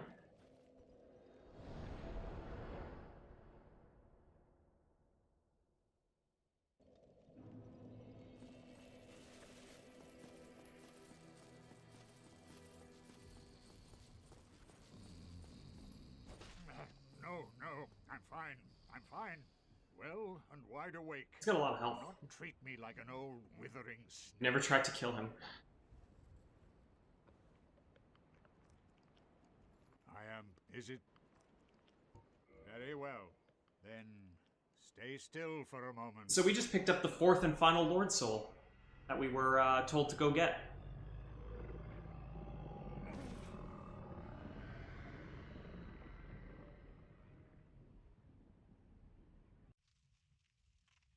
So we're going to deliver them to the Lord Vessel now.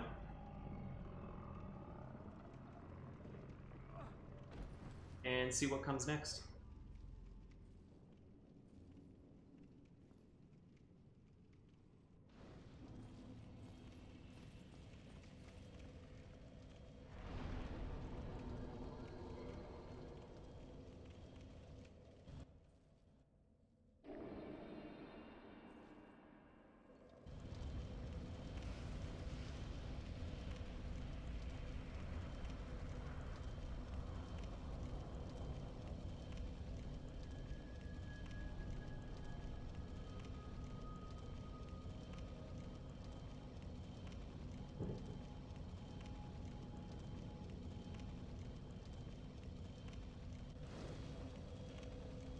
This little spot always kind of reminded me of the big door in the Temple of Time that you have to open up when you get all 3 stones. Now, through here, we get a very cool visual effect of these knights crossing. These ghostly forms that we can't interact with. And, yeah, hard to say, really, where we are right now. We proceed through. We get to this place. It's kind of a big deal. Oh, my game ball. Oh, thank you. Okay, I did not know that. I can work on that, maybe at the start of the next stream. We're just about done. This is the Kiln of the First Flame.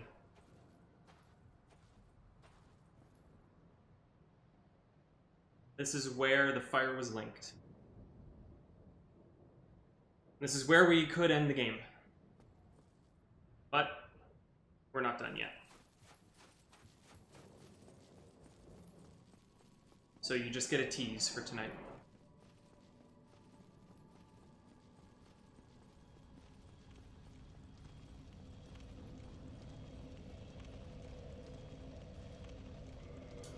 So if we were playing the original form of Dark Souls before any DLC, we would be done.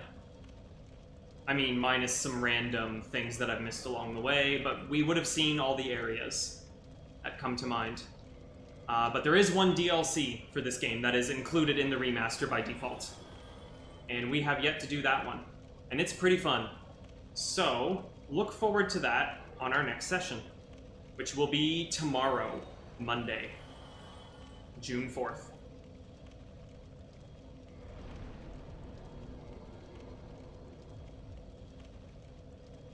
And until then, I hope you have an excellent start of your week.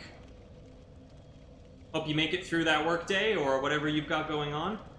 And I hope you'll join me on a lovely Monday evening. Good time to stay in for the night, get cozy, and watch some Dark Souls.